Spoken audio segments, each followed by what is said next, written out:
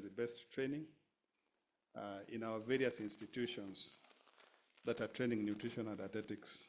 And therefore, we are going to start this process with a word of prayer from the CEO, Dr. David Okeyo.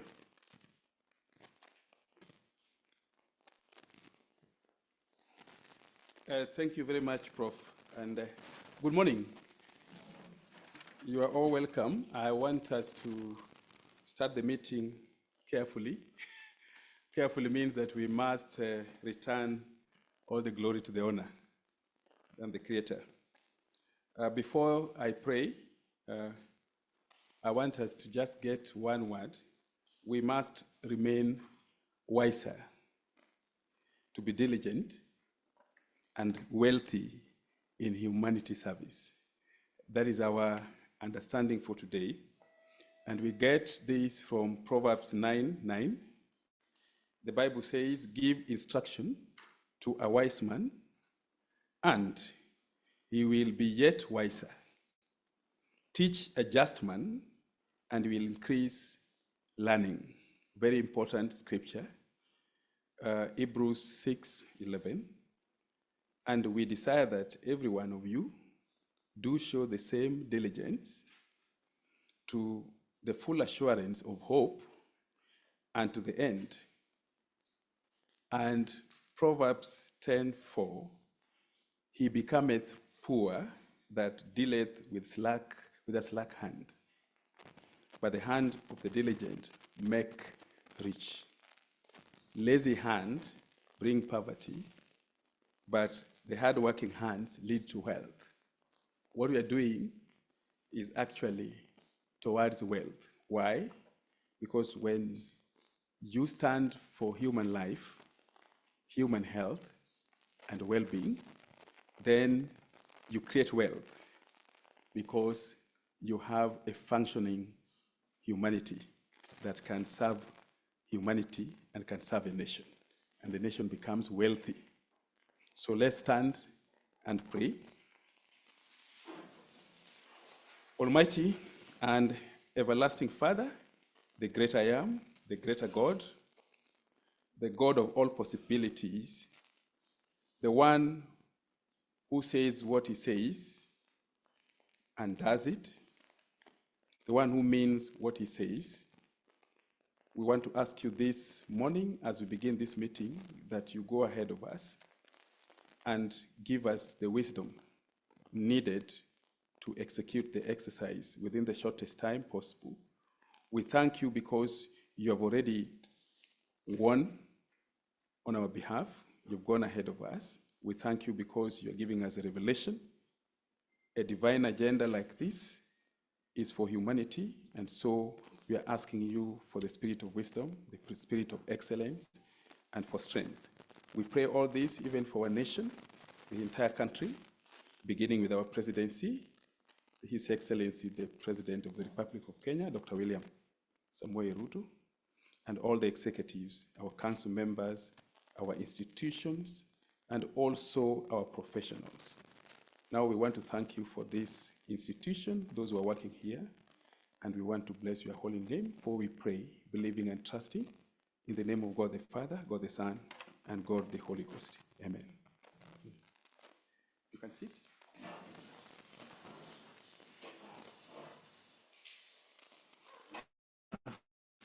Thank you very much, Dr. Okeyo. Now, after that prayer, we are Kenyans, and therefore we are going to have our national anthem and the East African anthem. So again, I will request members that when we have our national anthem, we come on.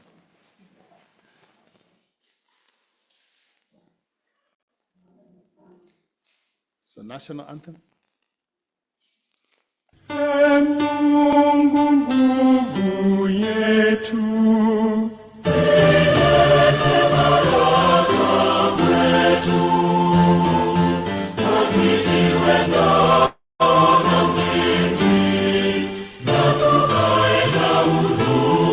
Amani na uhuru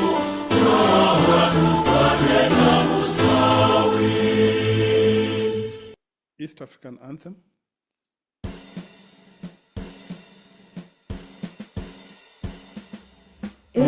Mungu twaomba uilinde Jumuiya Afrika Mashariki, tuwezeshe kuishi kwa amani, tutimize na malengo yetu. Jumuiya yetu sote tuilinde, tuwajibike, tuimarike, umoja wetu ni nguzo yetu, idumu jumuiya yetu.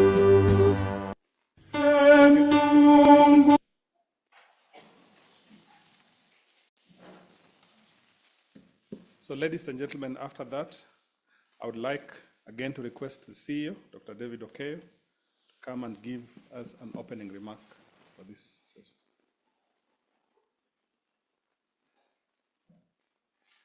Thank you, Prof. And I think we are now more relaxed because we have started the exercise with the two most important things.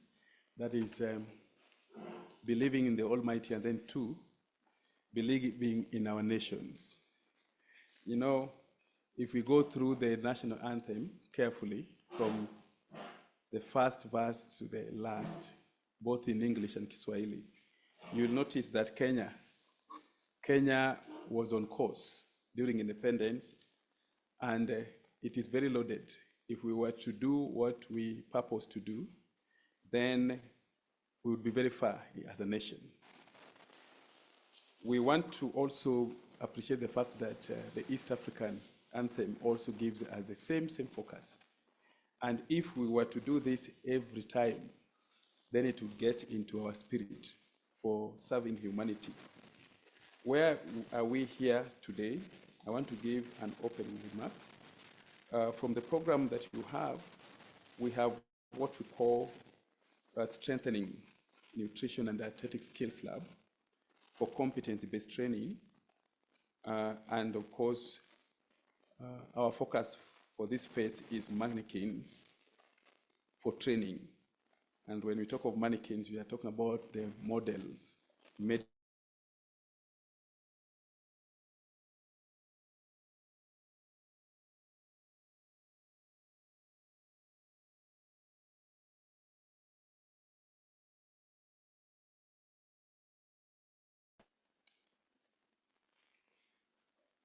opening remark for us to dispatch the first phase of Manikins to 4 complying training institutions, since we had made a request with our trainers that they get what is going to be a standardized equipment for training nutritionists and dietitians. And not only that, even for other health cadres.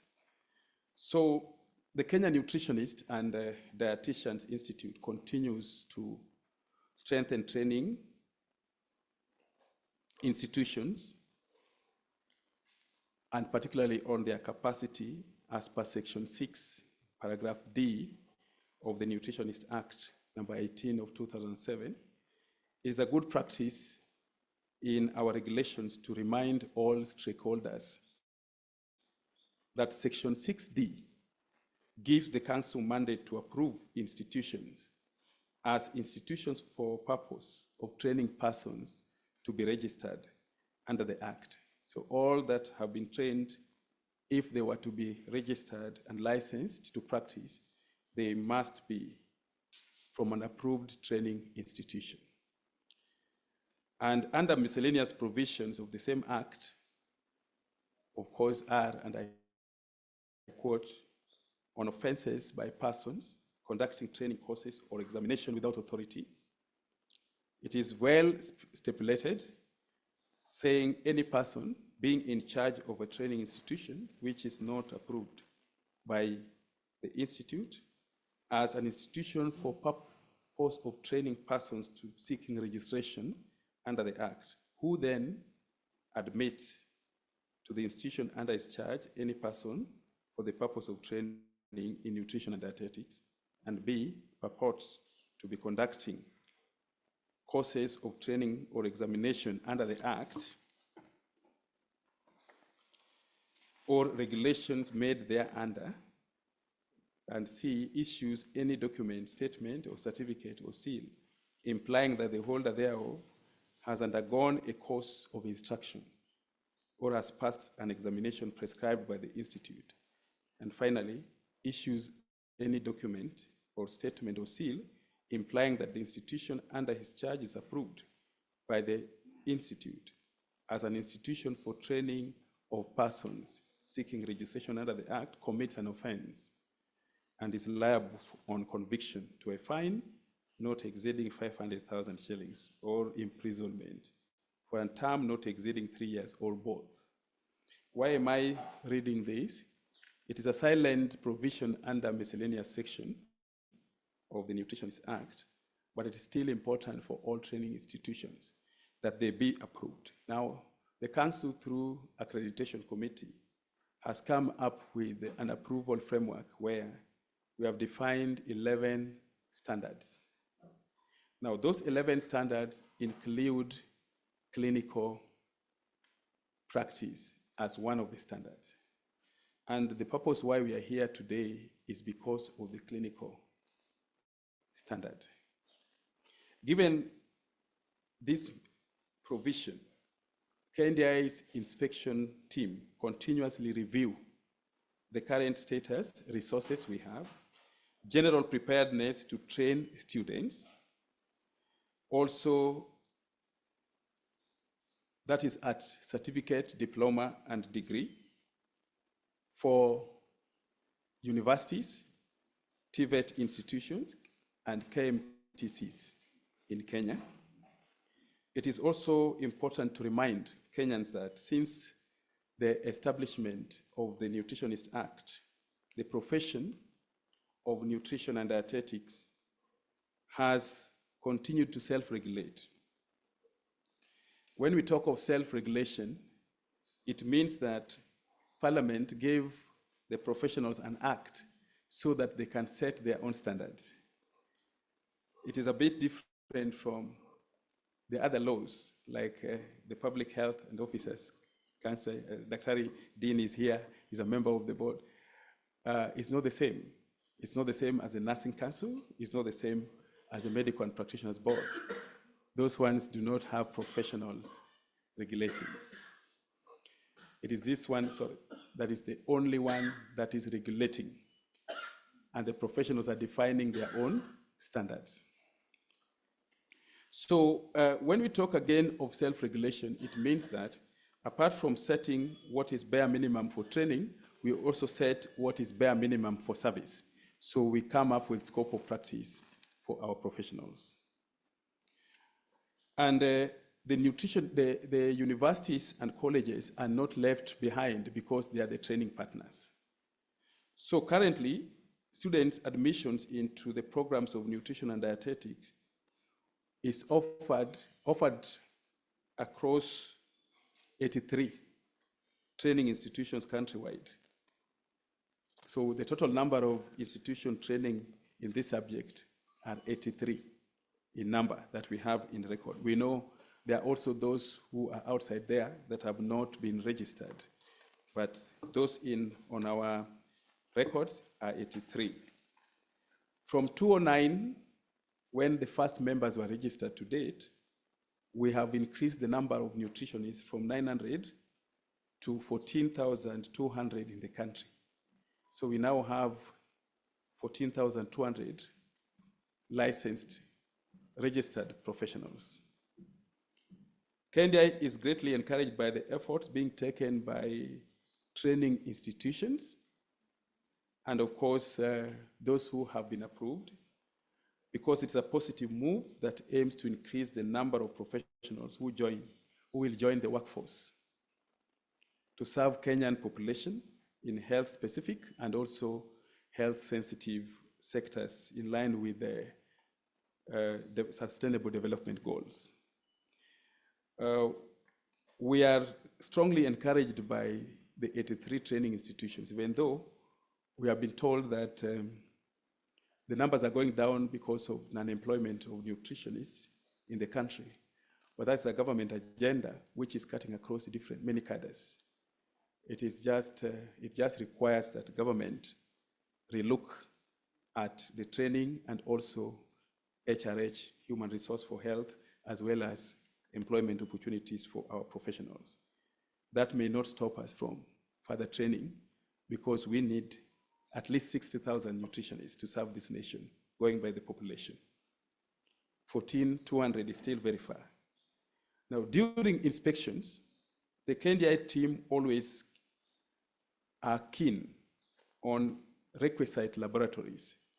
Among those laboratories, we have the General Food Production Lab, which is a must, specialized dietetic lab, anatomy and physiology lab, food science or food chemistry lab, library. And again, all the labs must meet ISO 17025 standards. However, we have a specialized lab, which is called Preclinical Skills Lab, which has brought us here today. This is where many institutions have performed so poorly when it comes to setting up for preclinicals. We have had cases where when you go to a training institution, for example, they will tell you that they use hospital mortuary, for example, to train nutritionists when it comes to human anatomy and physiology.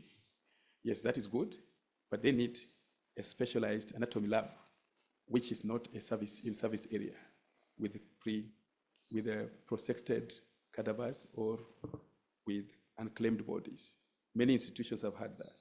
But apart from that, we also have institutions saying that they use OPSPO facilities to train on preclinical skills.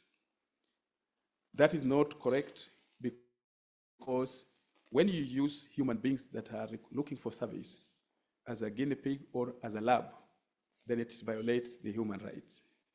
So we have initiated and insisted that along with our colleague cadres, the nurses, the clinical officers, the medical physicians, that we have a preclinical skills lab for integrated learning. This is very critical for nutrition and dietetics also. Now, the preclinical skills lab is where we train students to build their clinical skills before they go to service area. What does that mean? That if you have these mannequins, like let's say an example, the caregiver mannequin or the baby mannequin, they can do all the mistakes on this mannequin than do the same mistake on a living human being. That's why we emphasize on. We have noted on several occasions that the position of nutrition and dietetics in the country is not clear in the medical profession. In avoidance of doubt, if you go to many institutions, even the institutions themselves have not recognized nutrition as a medical program. Most of the time, they only think about the nurse, the clinical officer, and the physician. The same to the Ministry of Health, clinical officer, the pharmacist, and the physician. And if you get all the documents, you'll find only those four. If it comes to internship program, you only find the four. When it comes to payment, employment, you only find the four. When it comes to primary healthcare, you still find the four. So they have not been educated to become wiser, to know that medical profession has over 48 cadres, and 13 of them are registered and have statutes to regulate them. So in Kenya, nutritionists and dietitians are all under Kenya Health Professionals classification as medical professionals. Maybe when you go back, you need to inform the VCs that nutrition is a medical profession for those institutions that have not recognized that. In avoidance of doubt, Health Act under Section 60, paragraph G, groups nutritionists together with clinical officers, nurses, doctors, laboratory technicians and technologists, public health officers, pharmacists, among others, and medical professionals work in the health sector jointly. The same defines the joint health service delivery under Kenya Health Profession Oversight Authority. So with this, then they also qualify for risks allowances. And if you look at the Manikins, when we talk about preclinicals, it has risks. When you go to the clinic, when you're going to offer services during concentrated practicum, it also has risks. So they qualify for any other allowance that any other cadre in the health sector needs to have. To be specific, Nutrition and Dietitians Act Section 3 requires that nutritionists practice privately, so they can register as private practitioners. Therefore, they qualify for non-practice allowance when they are engaged in any other institution, when they don't practice. So we want to demystify the fact that it's only a medical physician who understands the field of health sector. How do we do that? When we all speak the same language, and it begins with the preclinical skills laboratory, where we do integrated learning. So KNDI has noted that skills laboratories are lacking in many institutions, and where attempts have been made, the setup is not up to recommended cross-cadre preclinical skills competency building standards. When you talk of cross-cadre, it means that when you are teaching a nurse how to take care of a patient, and you are talking about the ABCD approach for a nurse, you also let the nutritionist understand what that ABCD means, because then the nutritionists also have ABCD approach in their own subject. For the nurse, it is airways. For the nutritionist, it's anthropometric. They're all the same. So they must understand that at this level so that they speak the same language.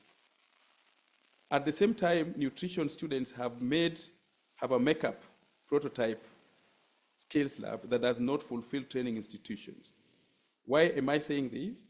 Is because some institutions have skills labs that are demarcated School of Nursing.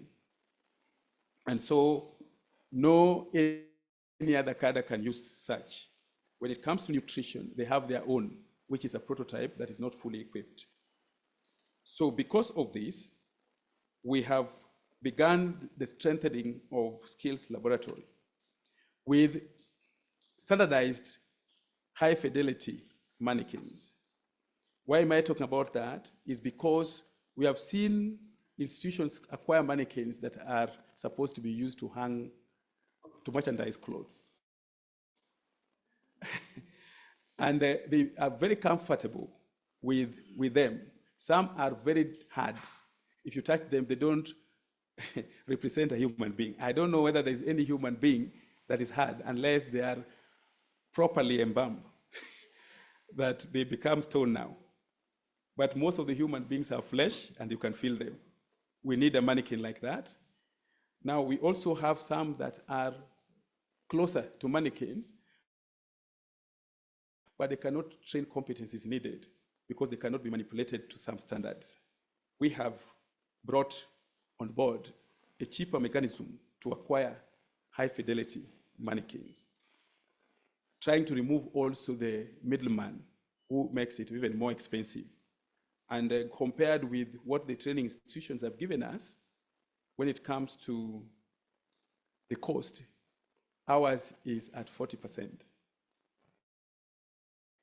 If also very soon we want to engage with the KRA, because they're the ones that have made it even more costly.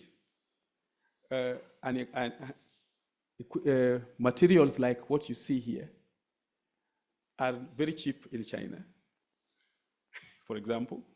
They are equally very cheap when it comes to transporting them.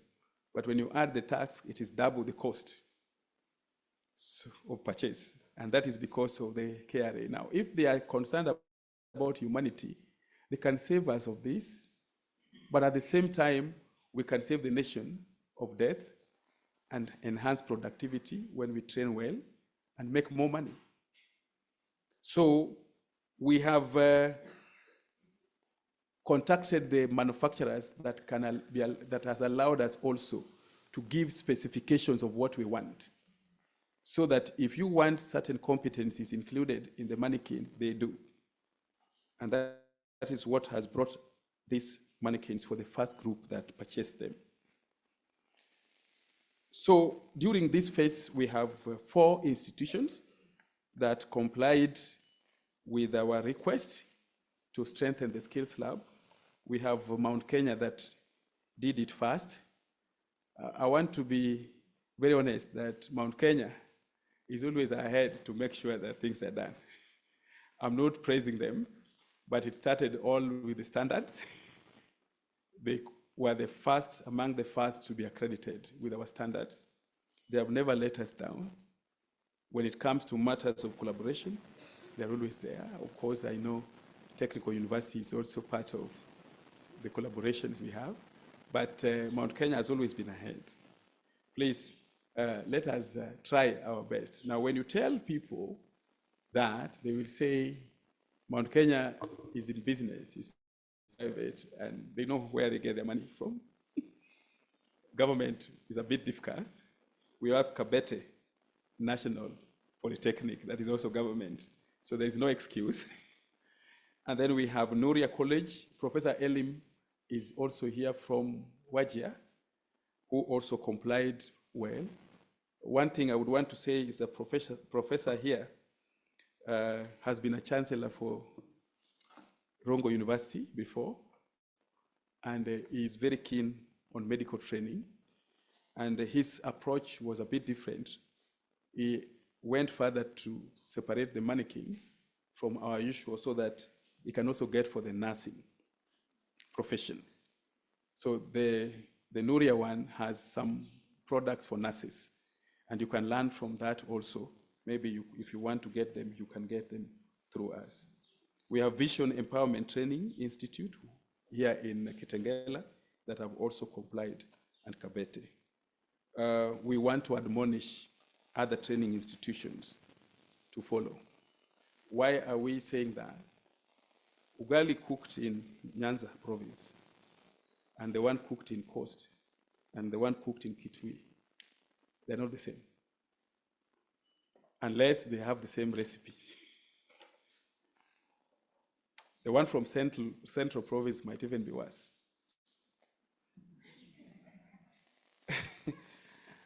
I'm saying that because I've tasted all the ugalis. The same also applies to standards. When we were told you will set standards for nutrition, we started with the core curricular. So we are teaching one curriculum. Now we must also train with the same tools. And mannequins become same. So that whoever handles a baby at Nuria College has the same competencies as the one that has handled from Mount Kenya. Why? So that when they meet at the hospital, they speak the same language. So with this, I want to say that we want to inform all medical colleges also offering nursing program that they can also get their mannequins through us. They can also get directly, but it will be cheaper. Because if we do in big weights, then it is cheaper for all the institutions. Now, these are the bare minimum mannequins because we did not want to load institutions with a lot. But we have so much that are still missing on competency. For example, the trauma mannequin. A trauma mannequin, this size, like the bigger one piece is going for 500,000 Kenyan shillings. So we could not tell the institutions that. So we have come up with what is bare minimum for purposes of training. So with that, then I would want to invite Professor Nguka, who is in technical, to take us through that. Then we move to the next step. Thank you very much.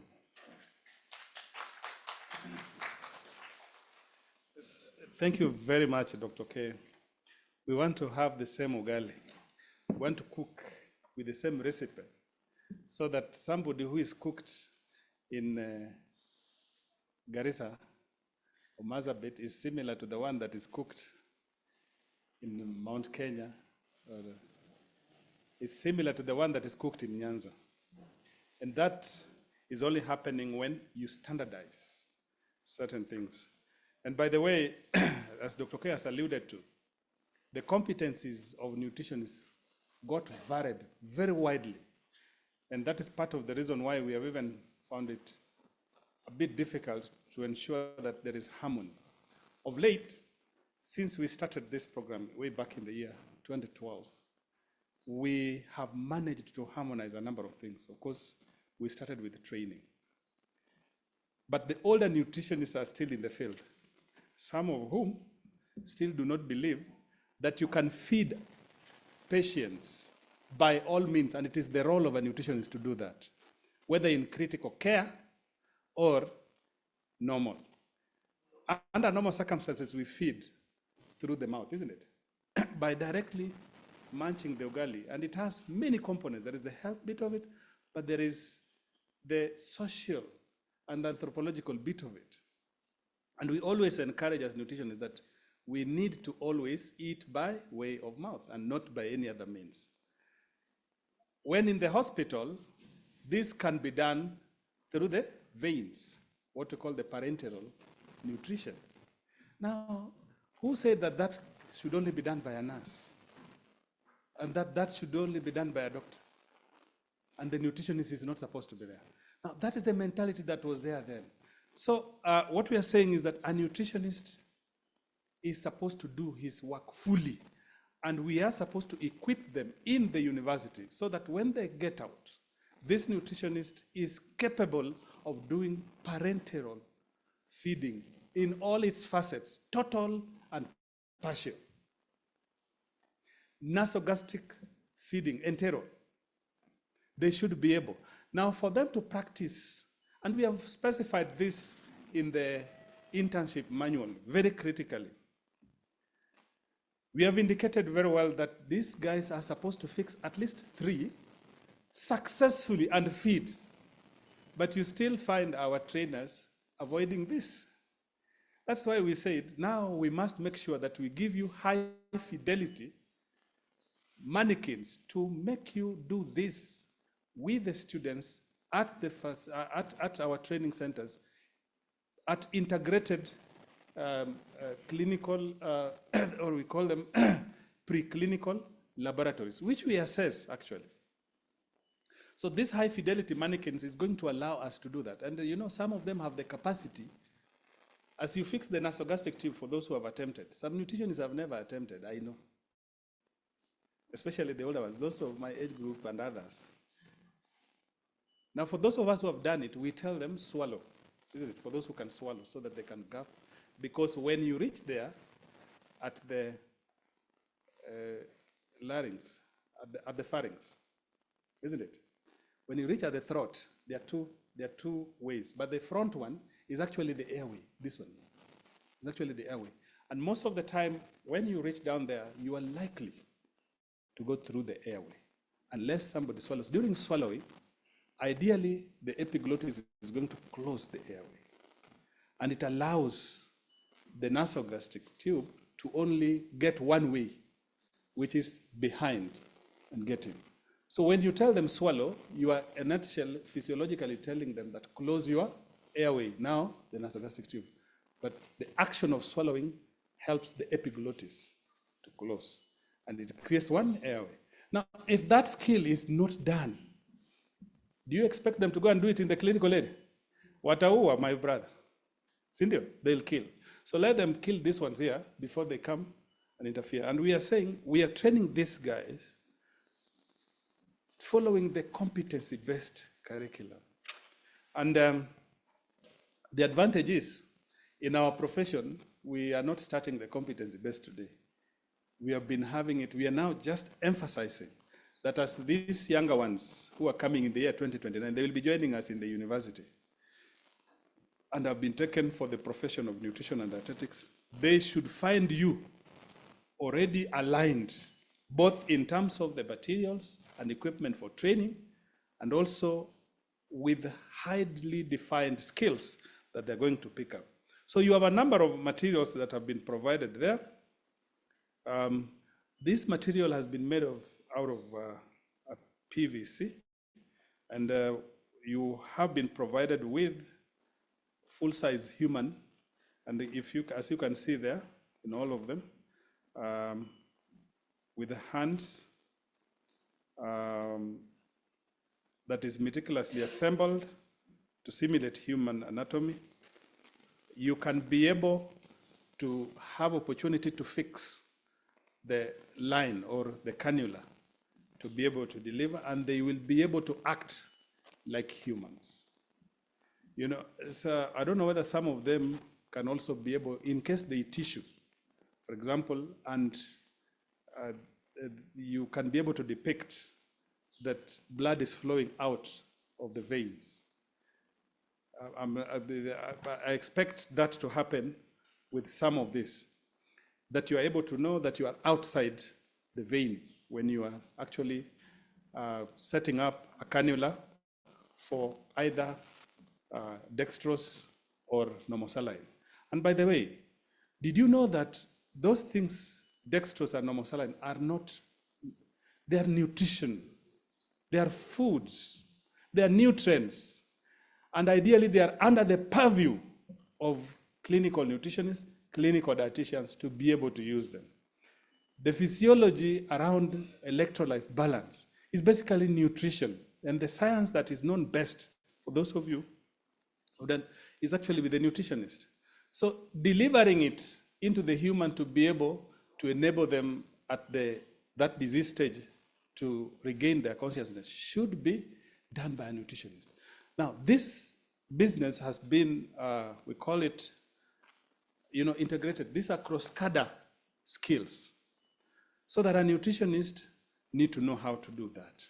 I've just mentioned 2 skills, but there are other skills, including vital signs. Just being able to monitor, for example, blood pressure. Surely, do you need a nurse as a nutritionist to come and monitor for your blood pressure? Something which is being done by a certificate, or even somebody who never went to school. I don't. Down there, we have somebody called community health promoter. Community health promoter mostly are trained in the community. Now, that fella is able to pick blood pressure. That fella is able to pick temperature. That fella is able to pick respiratory rate. Do you really need a medic, a physician, to come and pick that for you? We are saying that a nutritionist must have the capacity to fully examine the body and fully be able to deliver his responsibility of feeding this fella, okay? Without hindrance. And the law has already protected you. Those of you who are already in practice, what we have always met whenever we are speaking with them, they are saying, or they are scaring our nutritionists that, are you protected? Then I ask them, by who? By who? The same act, Cap 253, that the medical doctors use, the act for nutritionists is called Cap 253B of the laws of Kenya. So which law then are you talking about? Which means it is us who are a hindrance to ourselves. That's what I'm saying. And that has happened when you are awarding degrees to these guys. What do you tell them? What do you tell them? You are telling them to go and do all. Did you say partial? All that appertains to. Now you have given this guy all the power, then it goes out and somebody tells them, you have been, this one you're not allowed. So that is what we are saying. And the limitation has been because of the type of skills that they have gained. We are also asking our own professionals who have qualified, who did not have opportunity to go through this training, that please, learning is a continuous process. You don't stop learning until you go down here. And nobody has stopped you from going here in the same lab and practicing how to do cannula insertion. Nobody has stopped you from doing nasogastric tubes insertion. Nobody. So for those of us who are limited in one way because of the way we were trained before, because previously it was believed, and myself and Dr. K has fought it tooth and nail outside there, that a nutritionist is a cook. So you get somebody being told that, oh, the nutritionist, you can bring us tea. What? Are you getting what I'm saying? That is what has been happening outside there. So nutritionists, and even if you go to our facilities, the kitchen where food is made, I don't know who made that kind of structure, but this is what it is. It is immediately after the kitchen, the next building is a mortuary.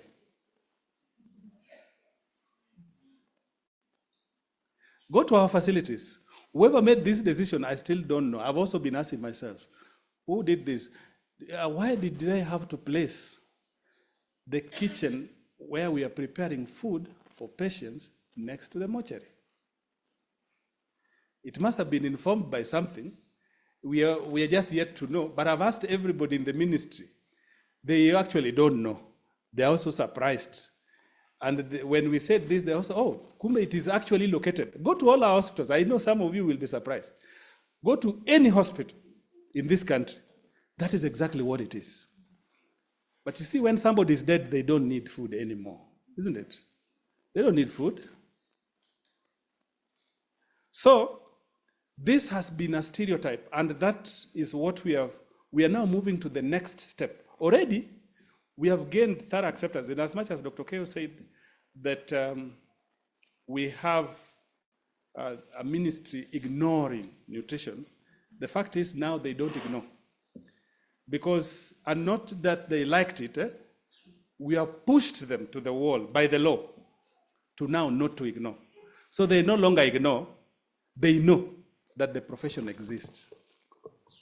So all other professions have now accepted that we have nutritionists.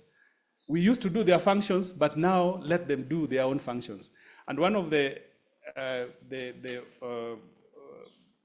regulatory body that has accepted that very successfully is the Pharmacy and Poisons Board. We have agreed. We took each other, left, right, center. They reviewed their law. They checked. They knew that some of the functions they're doing is not theirs. And we no longer have a problem with COE. Do we have a problem with COE anymore? No? There is a relationship that's going on. What we are now saying, please, nutritionists, wake up, pick up your responsibility and help this country out of the health problems that we have. Because the health problems we have has been as a result of monolithic thinking, where one profession was made to be the overall. Of course, it has been historical.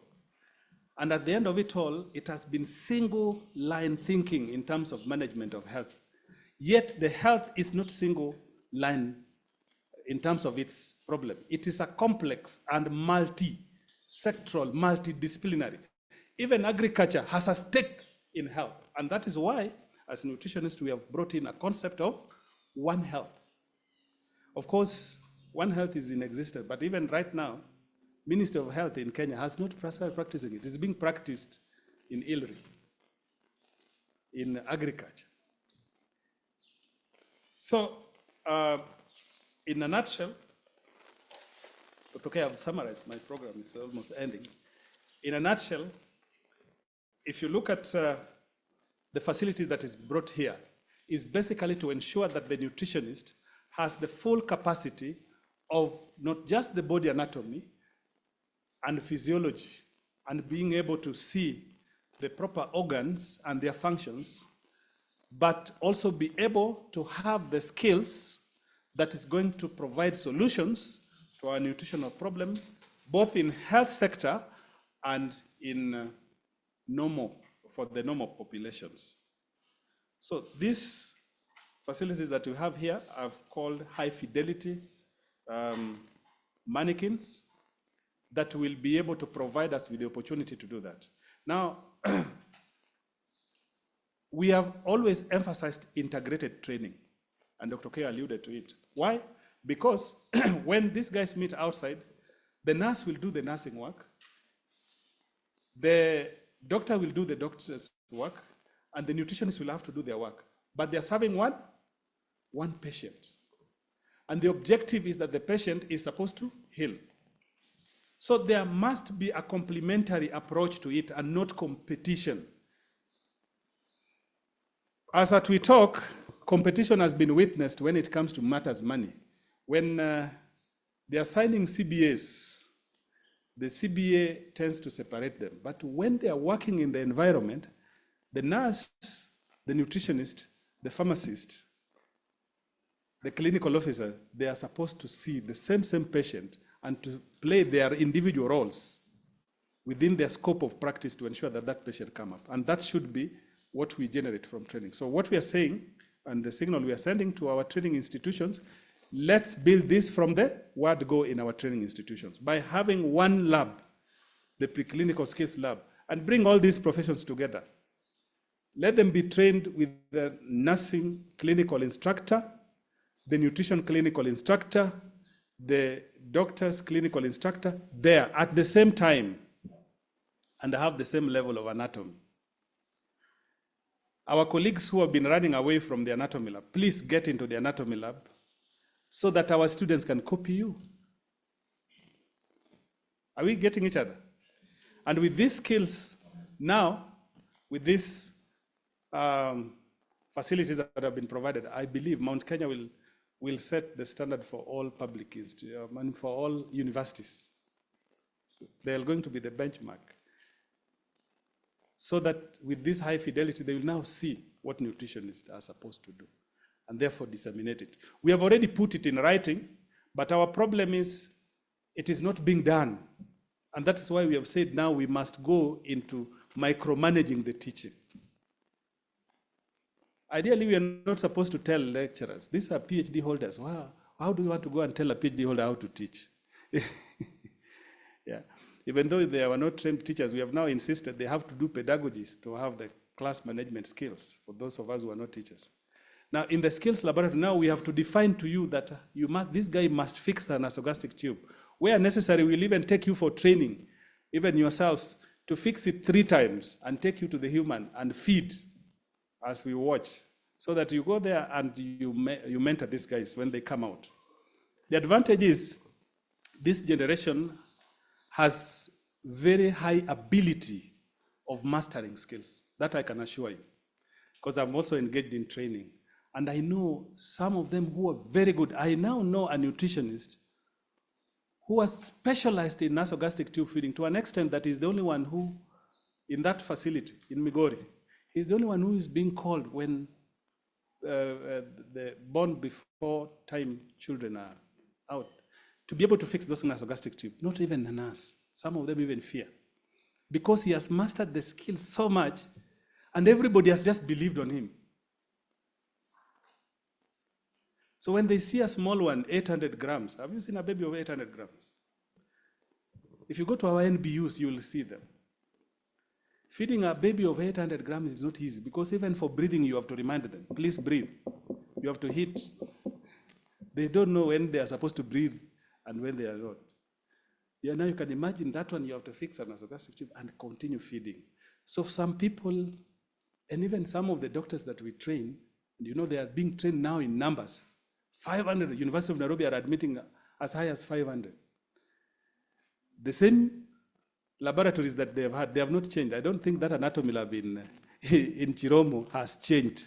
I don't know how you're going to train 500 in that Chiromo. I'm told they're training them in shifts. In fact, they now no longer train. They're training them using virtual, which is okay. But you see, these guys have to touch. The psychomotor skills is very important. Now, some of them who are not interested in learning end up not touching anything. They are graduating by the 6th year. The guy has never touched a human. Now he wants to touch a human for the first time during internship. Ndio unataka umwambia sasa fix. Ataweza? So we now have medical doctors who are virtual medical doctors. Ukiwaona, they are small boys and girls. And they mistreat patients very badly. But now we think of age. And the mistakes they do are fatal mistakes. So what we are saying, we have to step in and help, yeah, and train our colleagues so that they join together, they can add each other, mawaida. The fact is, yes, all the other cadres, they are here with us. By the way, do not run away from Gen Zs. They are here with us. You will leave them on this world. Make sure you train these guys properly, or else you are in trouble. Train them properly. Who is going to treat you? Ni Gen Z and those alphas. When you are sick, isn't it? So I want to thank the universities and colleges that have decided to do this important function and ensure that you secure high fidelity equipment that is going to enhance skills training, competency-based training in our institutions. We urge institutions that have not done so to please follow this example. Kabete, Mount Kenya, our institution vision, and Jumuiya. Nuria, okay, sorry. Nuria College. Please follow the footsteps to ensure that the people we are training, you will not run away from them yourself. You're training somebody who is going to manage, isn't it? Let's make sure that the people you are training, you will not escape because you are unsure of the skills they have. Otherwise, thank you very much. That is the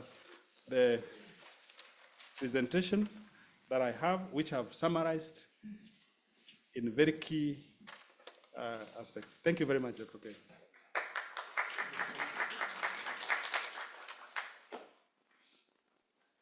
I was expecting Professor to start those terms of his, but today he's very careful. He didn't want to confuse everybody with medical terminologies. I think why our older trainers and also the nutritionists who are training run away from this anatomy business is because they fear cadavers. Now, before they get to cadavers, I think they can deal with the PVC plastics to build confidence. The other thing that makes them fear is the medical terminologies. And we are also introducing that in the training, particularly when it comes to drugs. So nutrition pharmacology and general pharmacology is a critical core course. If that is well understood, then we'll be speaking the same language. I now want to invite the institutions that thought it wise to buy at least the bare minimum Manikins to give us maybe a statement. Probably their vice chancellor sent them, and their principals also, so that they can talk to Kenyans. We are all Kenyans, starting with Mount Kenya. The DVC is here. Maybe you can come.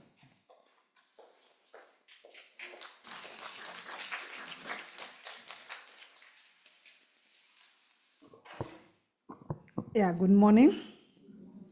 Yeah, my name is Dr. Masrin Kamande, the DVC Academic and Research Affairs, Mount Kenya University. And I want to take this opportunity to bring greetings from my Vice Chancellor, Professor Dio Jaganyi, and the entire MKU fraternity. So we are happy to be here. Personally, it is the first time to be in this facility. And I have enjoyed the ride from Thika, just seeing where you people you are. And I think one thing that I noted is that I think the institute answers to their name in the sense that, you know, when you come to somewhere where there is food being grown and you are like, yeah, I think these are people who are serious in whatever they want to do. And I really want to appreciate the collaboration we've had with the institute. We have interacted with you when you came to our institution, and I must say that you are one of the regulators that I must say that you are very articulate in what you want to be done, and you guide accordingly. And for that, we as Mount Kenya University, we really want to appreciate, because it is what has made us as an institution to be able to align. We believe as a university that regulators are people to work with, because you are the people who define the profession. And if I want my students then to move ahead with the profession, then it is just wise for me to listen to you and for us to be able to work together. And so I really want to appreciate the collaboration that we've had with the Institute. And thank you for the compliments. The reason why we have always taken the lead is because you people, you have guided us. And of course, I really want to also thank my team for being there, because for me, I'm just a team leader. They do the hard work, and I really want to appreciate, starting with the Dean, my HOD who is also here, and my person who is in charge of the laboratories. They have been very supportive, and I really want to appreciate the work that they are doing. Yeah, maybe they can come here so that at least I don't see, I am not seeing that I am alone. Yeah, I think MKU team, you can just come. And maybe I just take this opportunity to introduce them.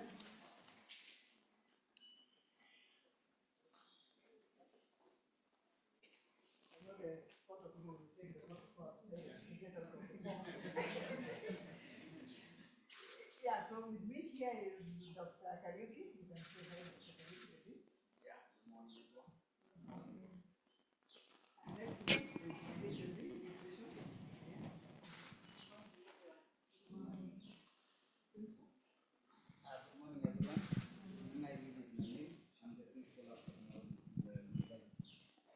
Yeah, and then we have Mr. Mulege, who is in charge of our marketing team. Mr. Mulege. Yeah, thank you so much. That is the Mount Kenya team. And I think they can just get back as I finish whatever I was saying.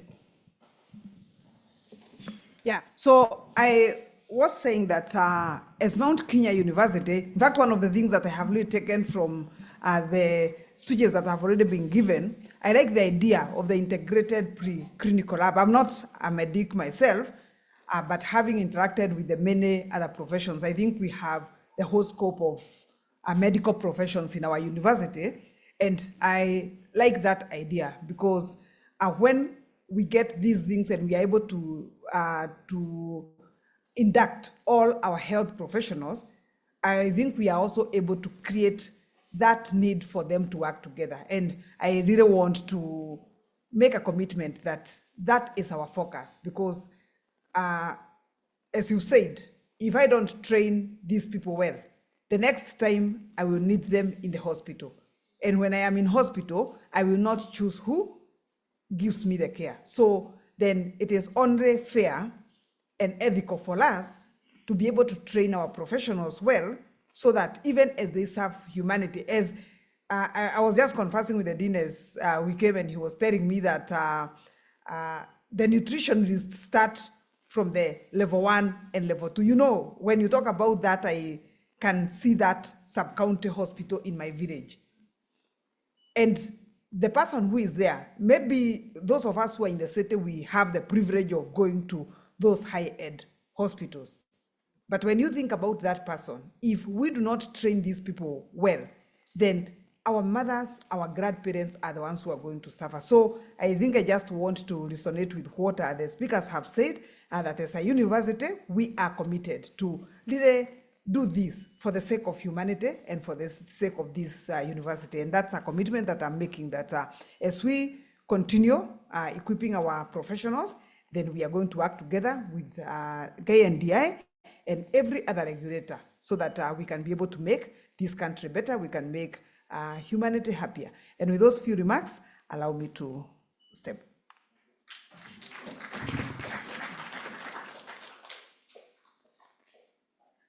Maybe for purposes of getting to know that Mount Kenya is also taking the lead, I'm sorry, our colleagues from Professor and others.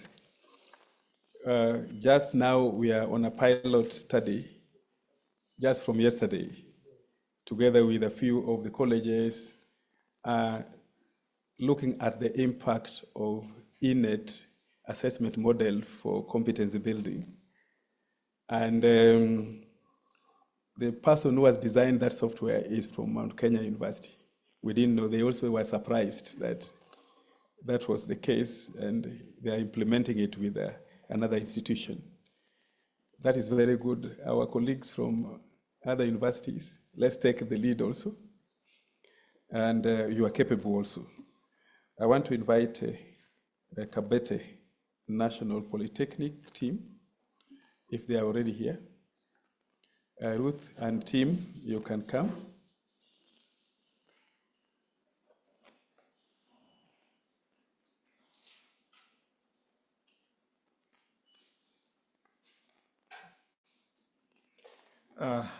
Ladies and gentlemen, allow me to start by wishing each one of you a very good morning, and also wish each one of you a good day. My name is Kirunda.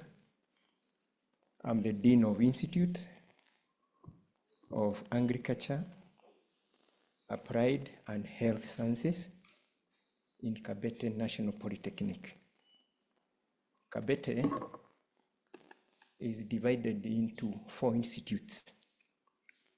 And one of them is this one we are calling Agriculture, Applied and Health Sciences, whereby the Health Sciences Department is in that particular institute where I head. Once again, just like my colleague, I'm not in the line of medic. And therefore, the terminologies that I may use may not suit the members in this particular room. I happen to be a mathematician. And mathematics is in applied, and applied is in this institute. But we give direction. One very important thing is that most of us have better been in a mathematical class. Each one of us. Because it's a must for you to qualify to where you are. And one of the core business of mathematicians is to solve equations. And whatever we are doing is to solve the problems of our people via the nutrition. What are they going to eat? The four types of solutions, whenever you solve an equation, you get 4 types of solutions. One of them is called singular solution. We have what we call particular solution, a general solution, and complete solution. For you to advance to all that, it starts with an individual. When we start with an individual in terms of a singular, whenever we go to wherever we are, for us to form that Kabete, for us to form that whole institution, for us to form this country of ours, it starts with an individual. And that is the care that this board takes to take care of that individual. Because if that person is not taken care of, then there will be no top people. Particular means 2 people.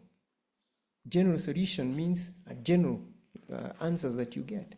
And then complete solution is the whole are satisfied with that. So the way I look at it is from the board that takes care of an individual, then it continues like that. Thank you very much for inviting us. Kabete is serious with TVET.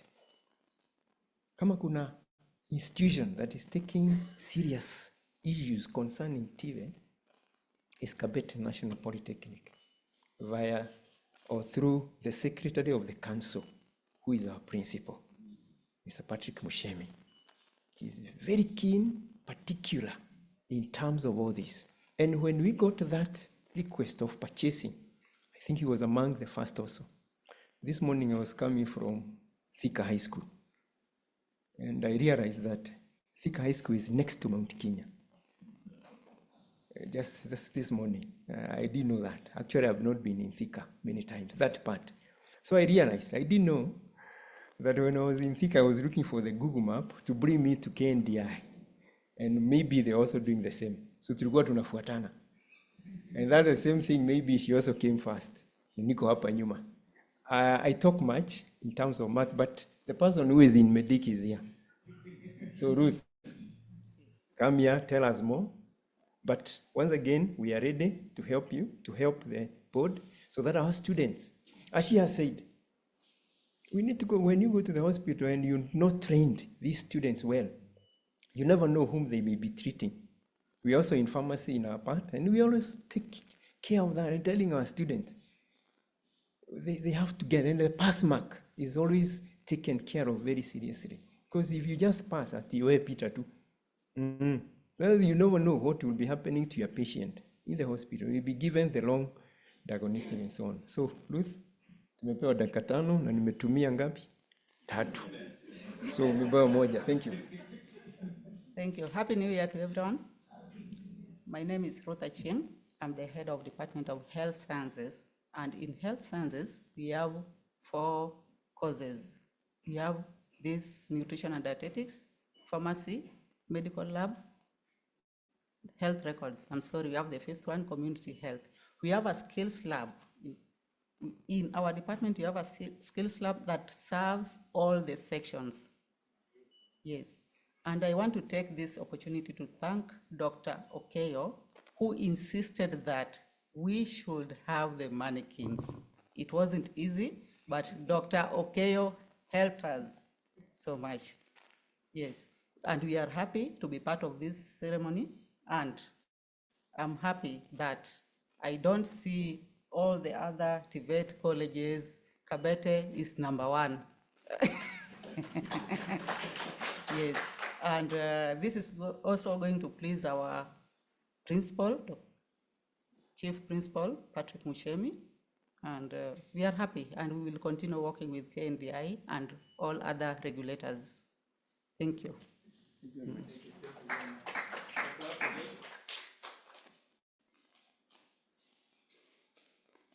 I like when Ruth is saying that she was assisted. Sometimes I can be very unreasonable to ensure Kenyans do well. But one thing you don't know about Kabete is that it is the only training institution where when you step at the gate, there's a type of dress defined for students. You don't just walk in with any dress. They have a dress code on the billboard. Don't wear this when you enter here. I think that is something you didn't say, and we captured that when we went for inspection. I think diligence, the way you put on also matters. I was going to start wondering if a nutritionist come to attend to you and they are on spaghetti tops. They're coming, they're saying, today I'm your assistant and I'll be taking you through nasogastric feeding. This is how the procedure goes. Will you be happy?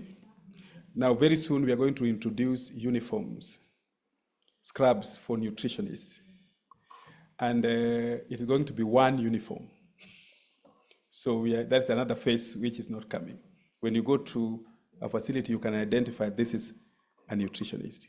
We have already identified the color of the scrub, which is pink, and all of us will have to do that. It's also part of standardization. It's a by the way. We can invite Vision, if you're there.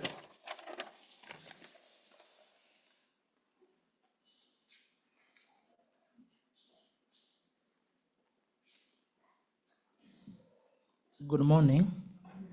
My name is Andrew. Andrew is the principal Vision. I've come with the 2 of my colleagues. She's Madam Kanini. Also Mr. Shelton. I will spare 2 minutes so that they can also say a word. Representing the institution, and one thing I want to start by say thank you to the CEO. The initiative of Vision be among the colleges that acquired the Manikins came from him and from our very hardworking director. We are able to align ourselves because we believe on training, giving students the right skills, the skill that the student can use in their practicing.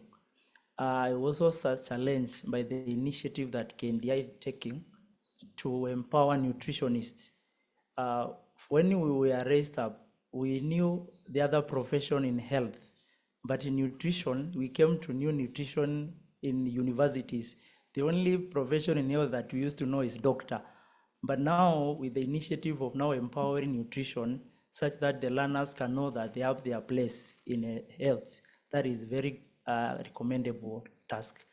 I'm also happy to hear that the colleges that are in process of incorporating other courses like us in health, the Manikins can serve those purposes. We will be coming back for those other assistants so that we can able to introduce those other courses, because we want to introduce and equip a very good health training institution. I understand apart from Mount Kenya, we are the only private TVET institution that has taken initiative to have the right equipment and train the right skills. Thank you. Now let me give chance to my colleague to say a word. Good morning, everyone. I'm Madam Kanini, as he has said. We work with him, I deputize him, and we are so happy to be here with this initiative. We will work with you, KNDI. I'm also from Egerton University, Foods, Nutrition, and Dietetics. Thank you so much. Let me invite Mr. Mbidhi, who is the head of the health department. Thank you. Bwana Yesu asifiwe. As my name states, I'm Mr. Mbidhi Shelton. And I'm alumni from Maseno University. Then because the lakeside, they train the people based on our knowledge, circumnavigating around our human body. So I picked the part of that and brought to the Cumberland. And when I'm with my seniors, my prayer has been answered. I used to teach with the presentations of a human anatomy. Then from 2019, my prayer was, how will we develop a representation of a human sketch? KNDI has answered my prayer. We shall deliver what is expected to our student. Be blessed. Thank you.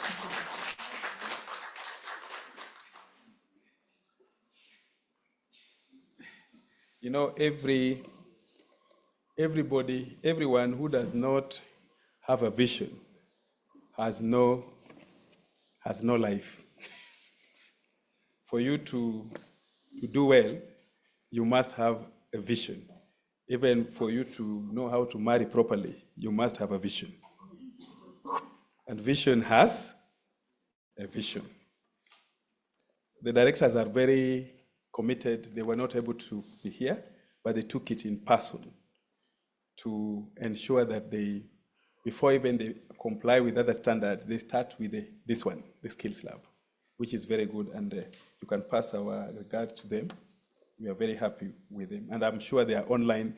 Maybe they wanted to speak, but both of them are online, I'm sure. We have Nuria College, Professor L.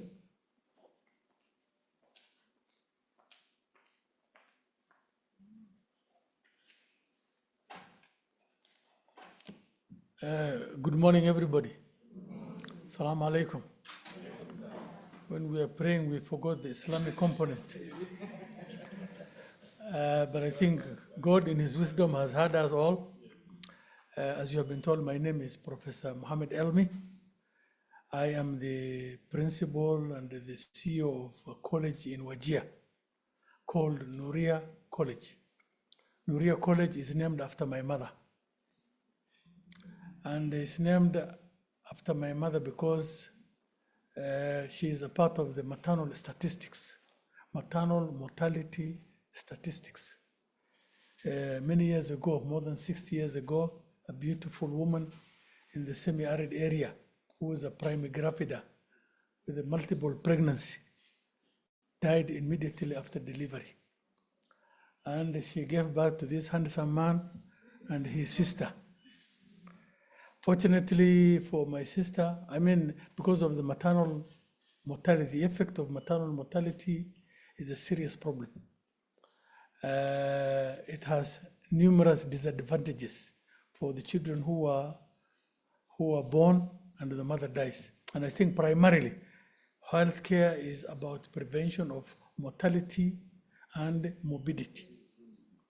So, Nuria College was established primarily to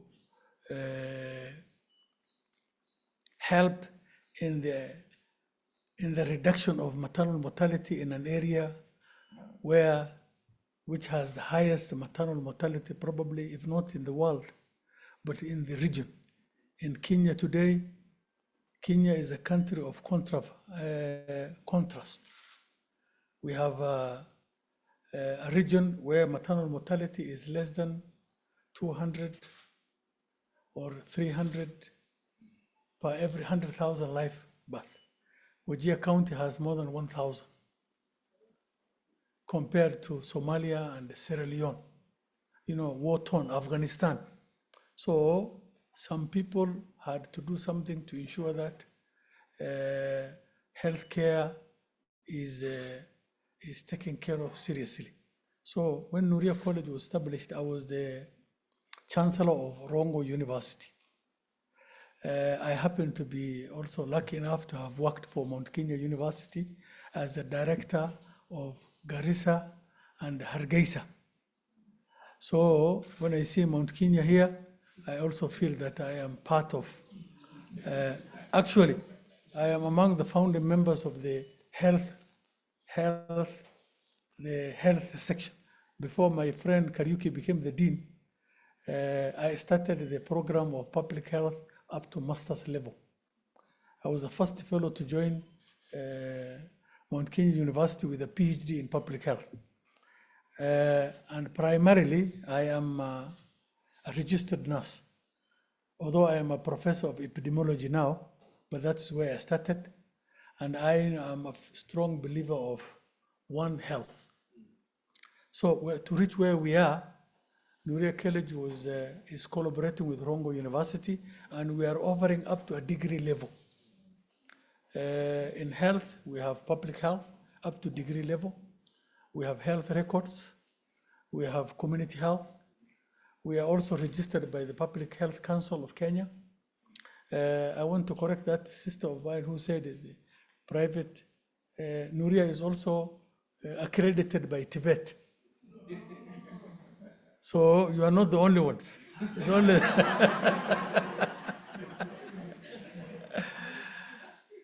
So Nuria was born out of necessity.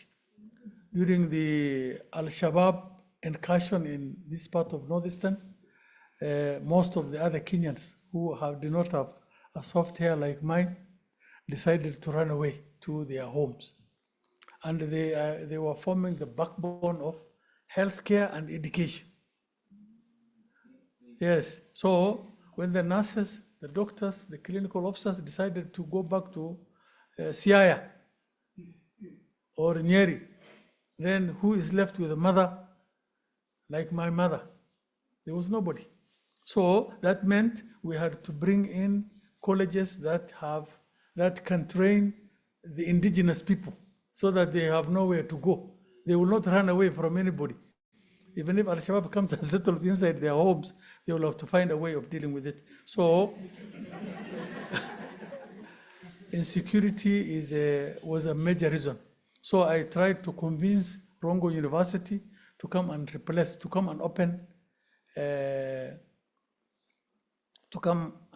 open an institution in Wajir. And unfortunately, which I was in agreement with them, they said the fellow who is what is making an Onyango run away from Wajir will also make another Onyango in Rongo University run away. So there's no way they can do that. So I had to be innovative. We brought programs of Rongo University insulated by locals. So that is how Nuria was born. It's a college now that is also affiliated to Garissa University and many of these accrediting bodies, including Nursing Council of Kenya. We train registered nurses. So I asked my friend Daktari here to incorporate part of the nursing skills. And I think we are the fellows who are having delivery kits here, as if you look at the Nuria kit. So I am very, very happy because we bought some of the Manikins from somewhere else. And they were very, very, very expensive. Some of the Manikins were going for 650,000 one. So what KNDI KNDI has done is it has reduced cost. It has also reduced us from, mingling with many people who are brokers and what have you, and also bringing in, because I think NDA is not a profit-making institution. Ideally, they are supposed to bring ideal things so that they can be trained. And the concept of One Health is very, very important. It hasn't taken off in our country. I have also been advantaged to have worked for the UNICEF as a health specialist in Northeastern.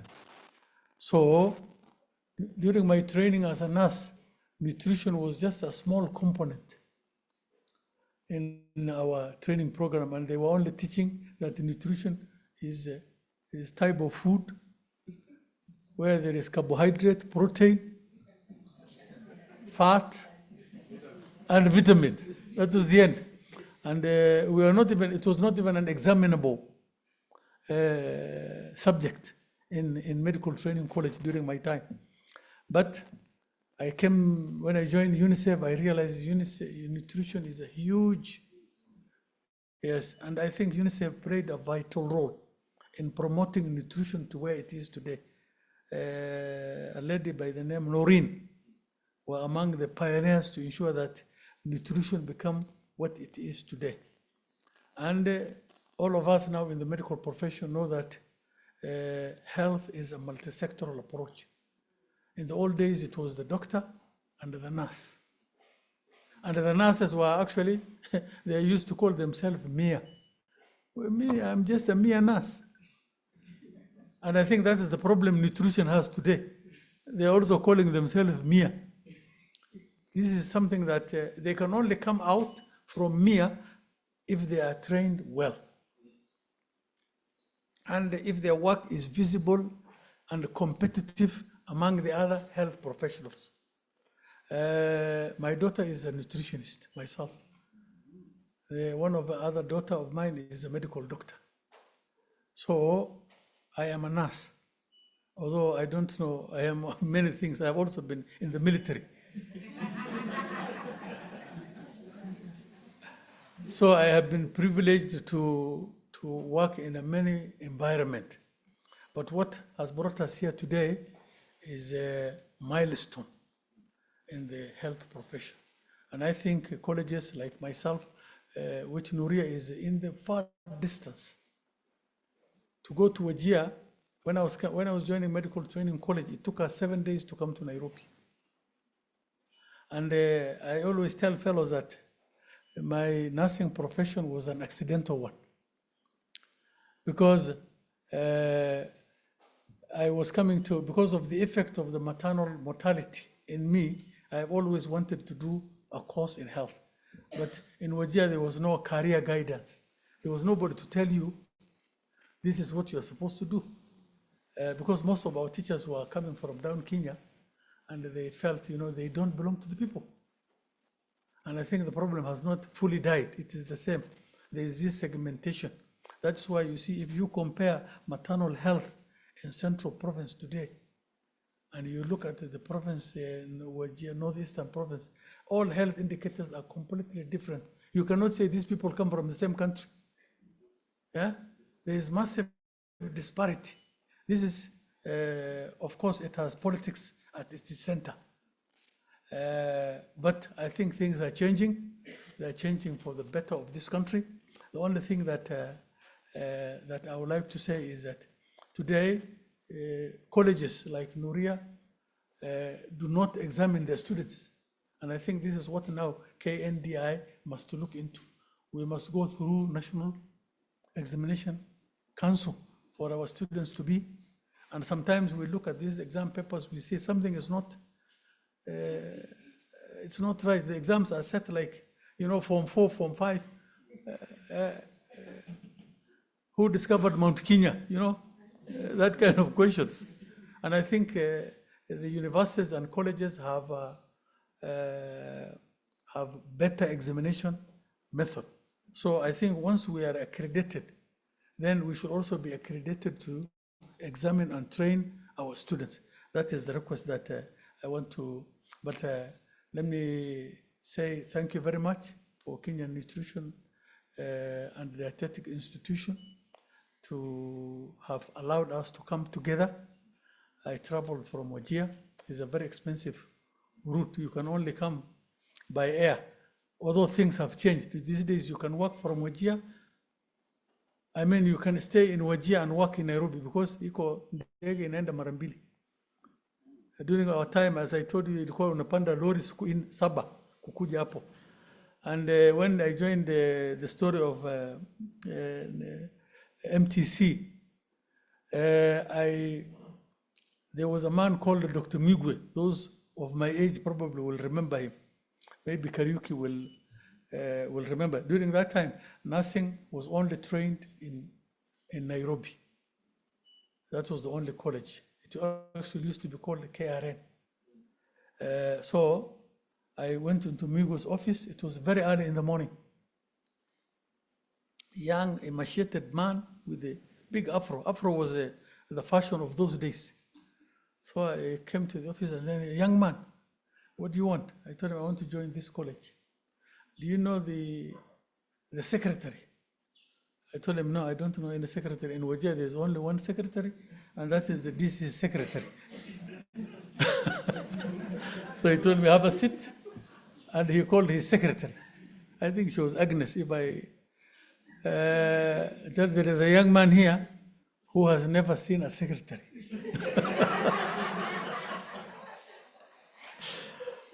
And then ask him what he wants to. You know, those days Nairobi was very, very cold.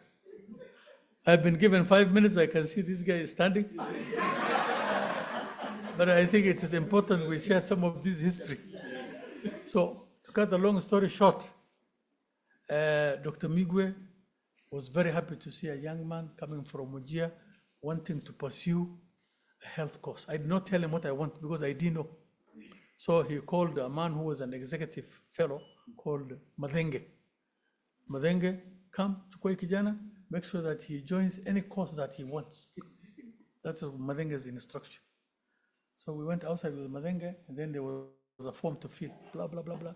And then there was some faculty. I didn't know what faculty was. Then I asked Madenge, what is faculty? I told him, kijana, but let them chase hapa. I think, Kwanza, you went to, I started with the principal. He was not very happy. Then I was wondering, what do I write? Fortunately, somebody with a Somali figure came past me. Then I go, hey, Oria, Kari, kuja. Then he came. And then instead of asking him what faculty is, I asked him, what is your faculty? And then he told me KRN, and that's what I wrote.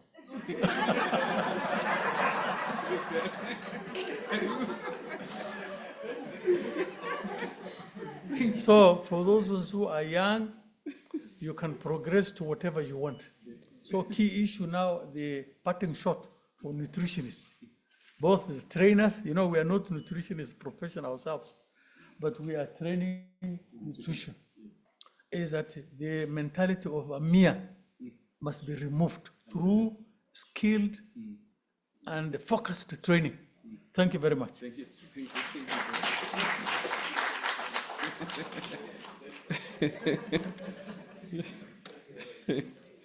Thank you very much, Prof, for that insight. Sometimes we see the words of wisdom. Chancellors are not just appointed. You must know how to talk, how to make people laugh to become a chancellor, because you are like an eagle stretching the wings. And we can see it in you. If one day we'll invite you to give us a story of how you can come from nothing to a professor. So we have Dr. Samson Obure from Egerton. Where is that? Online. He wants to comment online. Can you put him online to let him comment from there? He's representing the VC in this. Dr. Bure, you can speak from where you are.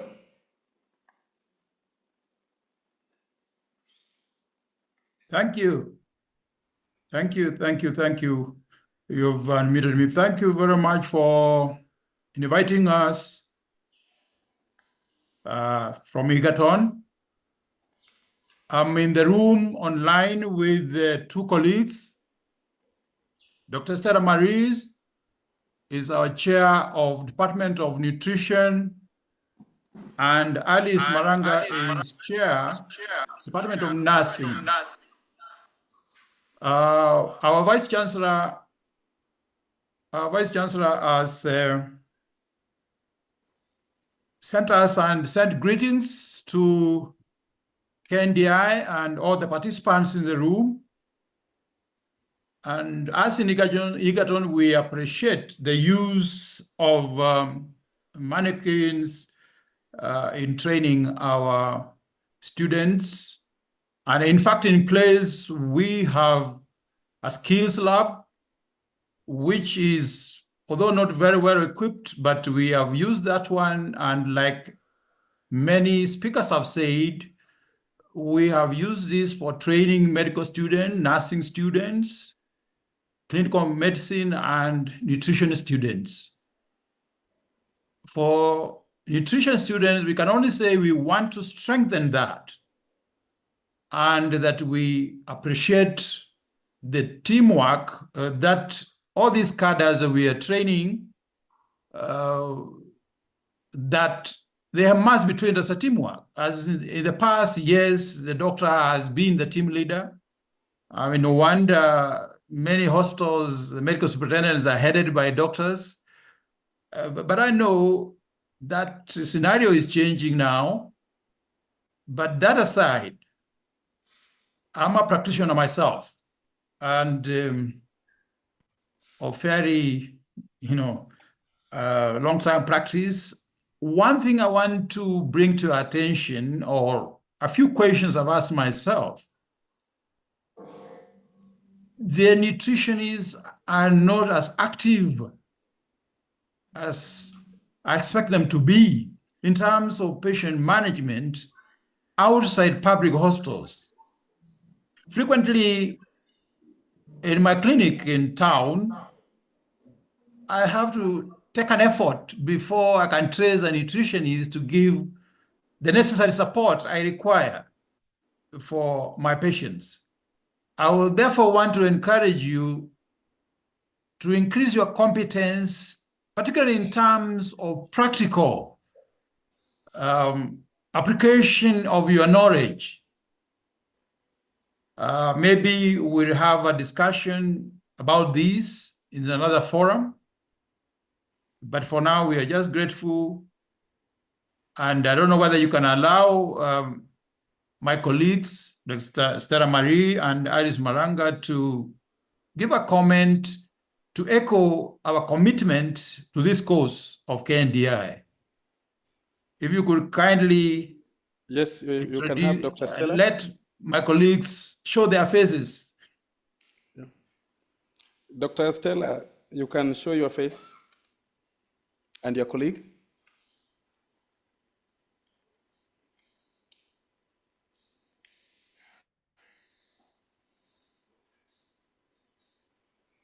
You can speak also. Can you make them audible from our end?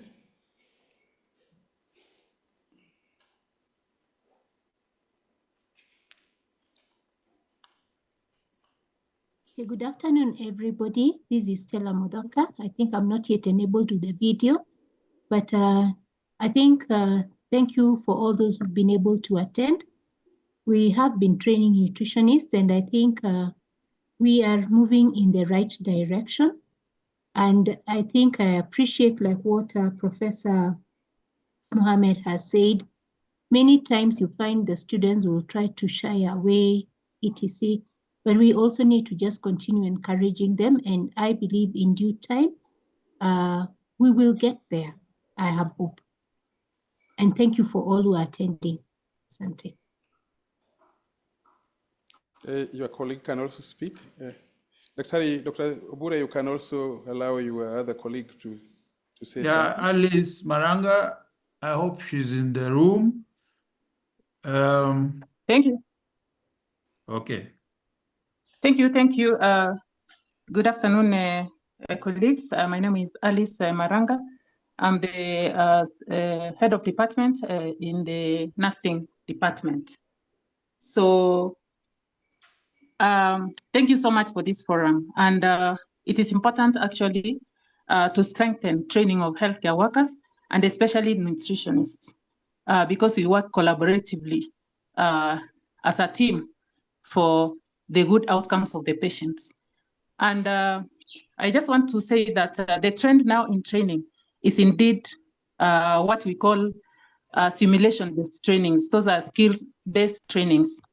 As much as we are emphasizing so much on the Manikins, which is part of simulation training, I hope in future the nutritionists will be able to adopt what we call scenarios.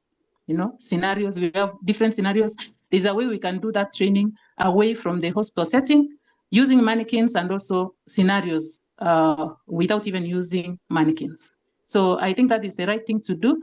And as nurses, we'll support the Department of Nutrition in actualizing that.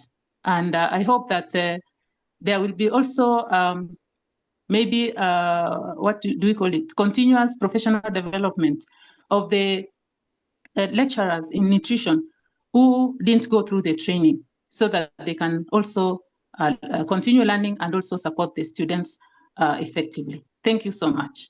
We also have one of us who is Salome Otenyo, who actually has been in the skills lab for long and supports nutrition in training, especially in aspects of basic life support. If there is time, then she can be allowed to also say a word. Thank you so much. You only have 1 minute. We also want to know from Dr. Bure whether you have the clinical instructor for nutrition. I want to believe the one speaking is from nursing. Yeah, in our center, in our skills lab, the main, teachers there are from the nursing department. And Salome Otenyo was initially the only instructor, and she was a technician initially there, but she's now in the Department of Nursing as a lecturer. And we are busy sourcing for full-time technician in the resource center. And that we need to indeed improve it. We have mannequins and other facilities. I don't know about that one in Mount Kenya University. Ours might probably be as good, probably better. But like Alice has said, we call it a simulation center. So it's beyond the mannequins.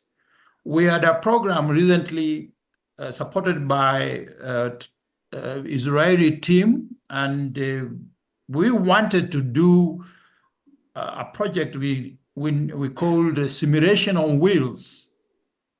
In other words, we went beyond our resource center to the community, to various hostels, to train.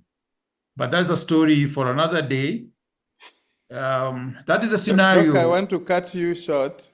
Okay. You're talking to an inspector that has inspected Egerton University. The last report, we left you to employ a clinical instructor for nutrition. Has it been done?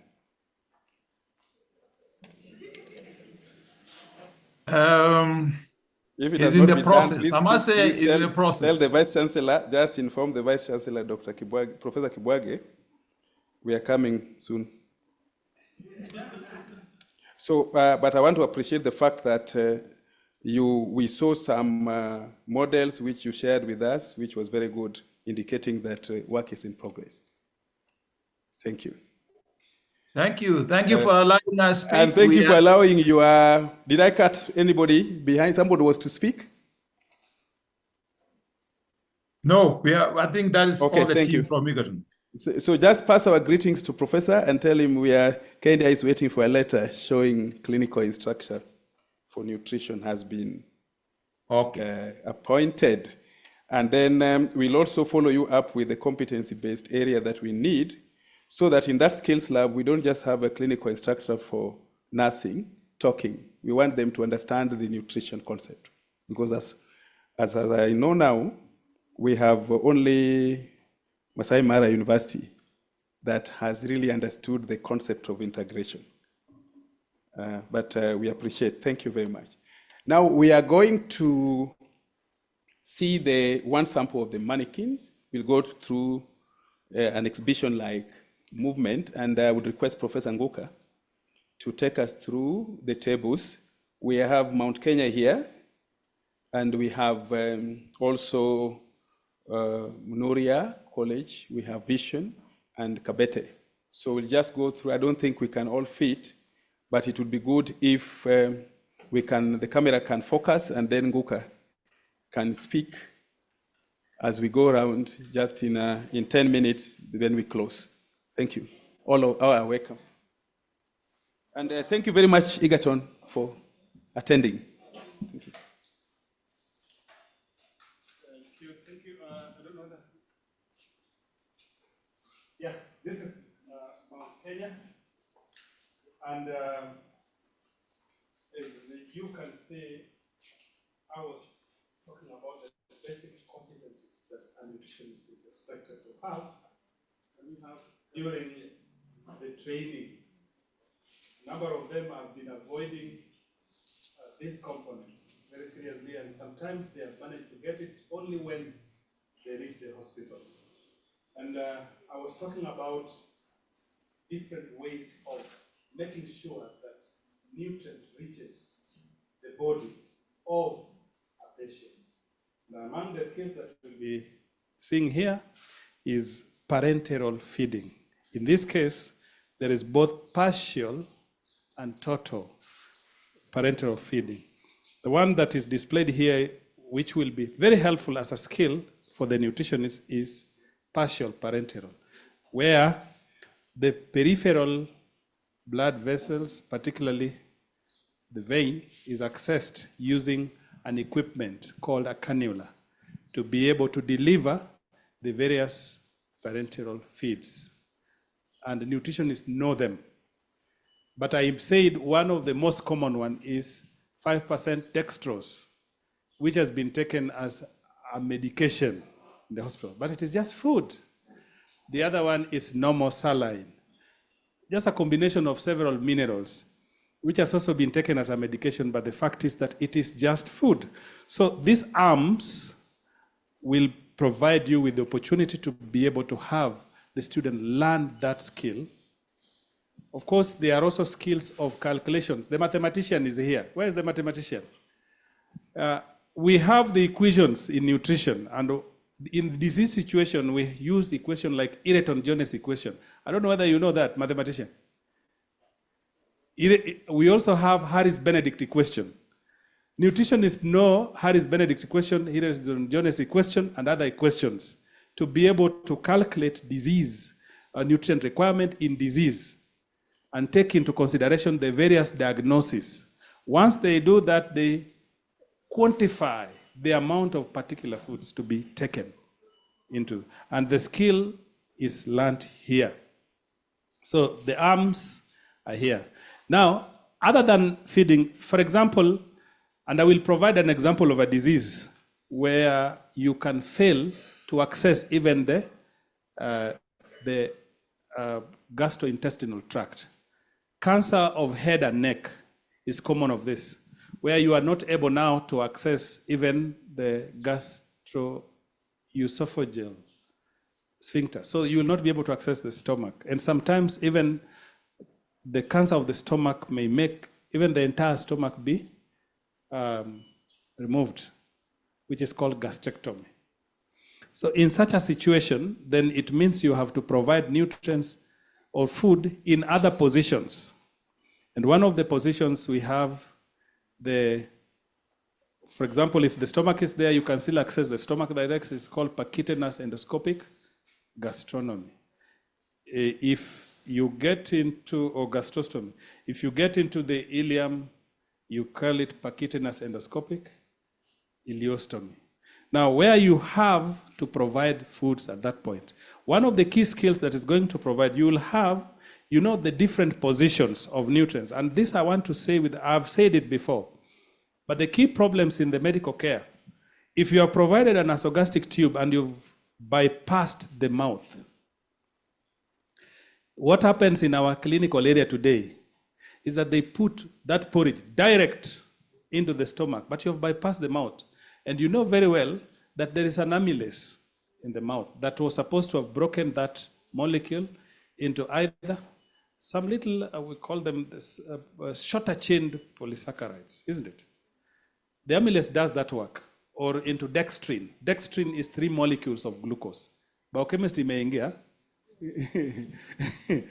So, and that dextrin is what is provided in the hospital. Now, that work has not been done. In our hospital, and I've had Dr. Bure is online, and our nutritionist, we are the ones to provide this solution. We are killing patients right now in our various hospitals by giving foods directly that have not bypassed, that have not been pre-digested. So, thank you. Now he's giving me the gloves so that I can touch the patient.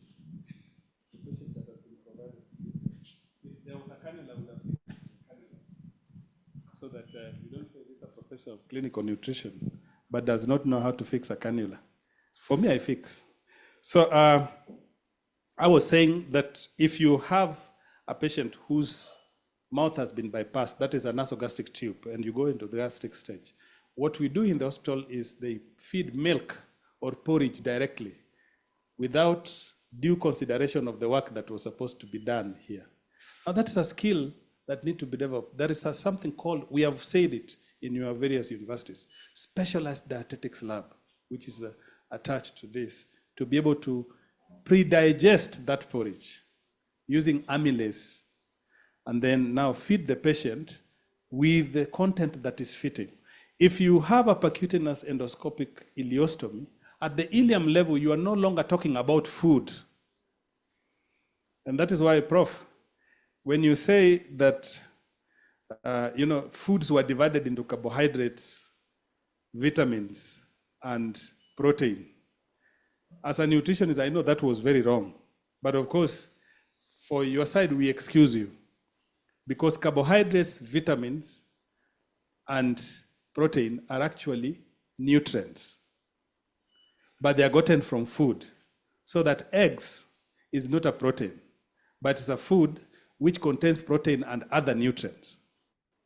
So when you come here at the ileum level, you do not have any more food there. The food has already been broken down into mainly nutrients or shorter chain of those molecules, and they're supposed to be absorbed. So you can imagine somebody is feeding at the ileum, but they still bring milk as it is and punch it there. Is there any absorption that is going to take place? So in some of the hospitals, we have that problem. And it is because of poor training. And you know what? They end up killing the patients. And I will say without fear of contradiction, if you bypass the stomach and you put a lot of porridge in the stomach, if you bypass the mouth, you put a lot of porridge in the stomach through a nasogastric tube, the patient is likely to develop a condition referred to as dumping syndrome.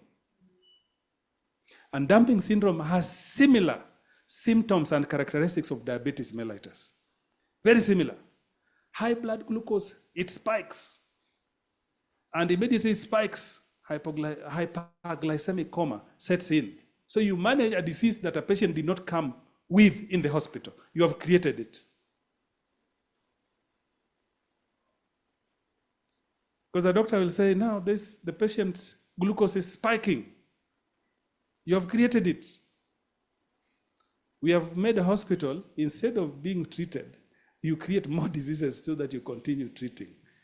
Now, that is why a nutritionist is critical and is going to add value. And I've told my nutritionist, whenever we are training them, you are supposed to add value into the entire clinical management continuum so that you become, and Professor said, you are no longer mere nutritionist. No. And you're not a cook, as has already been. You are a scientist who is supposed to complement the management of these patients so that they come out. So we are saying that these mannequins are going to help in enhancing those skills combined with the science behind the skills, which I've been talking about, to ensure that these patients are well managed. And so those ostomies, you can see them, they are provided in those areas, and you can be able to provide this. For those, these are iliac region. I don't know whether this, I expect this one, these are suprapubic because these are genitalia, isn't it? So above the genitalia, you expect this, the suprapubic. So even during anatomy time, you can still make sure that the nutritionists know the surface anatomy, yeah? And they know the various locations of the abdomen, those subdivisions. So that, and this, when it is done with the lens of a nutritionist, it is even better. That is why you see even medical doctors, when they are training, at third year and fourth year, now they insist that you must have a clinician who is a medic to be able to take them through the clinical. The reason is, when you are speaking a language of a nutritionist and you have the knowledge of those surface anatomy, then it is more helpful for a nutritionist to be sharpened than when a medical doctor is the one telling them. You know why? Because they will use their examples in their own context. As a nutritionist, I will now tell you this is the position of the stomach. And you will know where the lower esophageal sphincter is. And if there is a problem, for example, of the stomach penetrating it's called where the phrenic nerve is, that surface which separates, I'm just forgetting the name, which separates the abdomen, the thorax from the abdomen. That diaphragm, yes. So when the stomach, perforates the diaphragm a bit, and it comes to the epigastric, it forms something called hernia, which is called epigastric hernia. It exposes. It's a surgical problem, but it is a real nutritional problem, real one. It's a surgical problem. They will have to do some surgical myotomy to make sure that they correct that. But at the same time, it causes something called backflow, antiperistalsis, or some refluxes. Let me stop from terms so that we can show what the Manikins here. I'm just finalizing. Then we move there. Otherwise, we'll start lectures. Yeah, sorry. So that's one component, and this is going to provide us with that. You get into a baby the same manner, and it will be reacting in that same operation as the adult. And one of the key things I told you, the type of even a nasogastric tube, and I believe you will have I don't know whether they have a nasogastric tube, the various sizes. It's well known by nurses, but we are saying it should not be only a knowledge from the nursing perspective and from the doctor's perspective. Nutritionists need to know those sizes so that they're able to also participate and ensure that they do the same. So that is the skills that we are expecting. Now, that duplicates. This is a three-year-old. This is a 3-year-old. This is an infant. Correct. Yeah. Correct. And the various, even the assessments that you will be doing, the nutritional assessment, combined with vital signs. And we have said you do not expect that vital signs are only taken by nurses. No. Take your own temperatures, take your own respiratory rates, take your own the blood pressures. And when you're doing anthropometric assessment, the various weights of the babies. And even the nursing, there is something called perinatal nutrition, immediately after delivery. Now, those are aspects that are also combined with the obstetric gynecological issues. What we are saying is, once you are in the hospital, all cases that you will find in the hospital is nutrition case. There is nothing like this is a nutrition case, this is not. All is a nutrition case, and that is why these skills is, and I think it duplicates with us. CPR, electronic. Yes, so we have for cardiopulmonary resuscitation, electronic, where you will practice the CPR. And somebody said they are training basic life support and pre-hospital care. Among the skills that are supposed to be done is CPR, isn't it? So nutritionists will have to learn how to do cardiopulmonary resuscitation and differentiate between the ABCD in nutrition and ABCD in nursing. Yeah? So they will be able to do that skill. And I believe this should be complemented with a machine called defibrillator, isn't it? Yes. The defibrillator should be complementing this so that they know how to position the defibrillator during resuscitation. So those are not just skills that is limited to the dancing. In fact, there is also a specific profession called emergency. They're coming up, they're new. They're new profession like the nutrition. Now nutrition is old.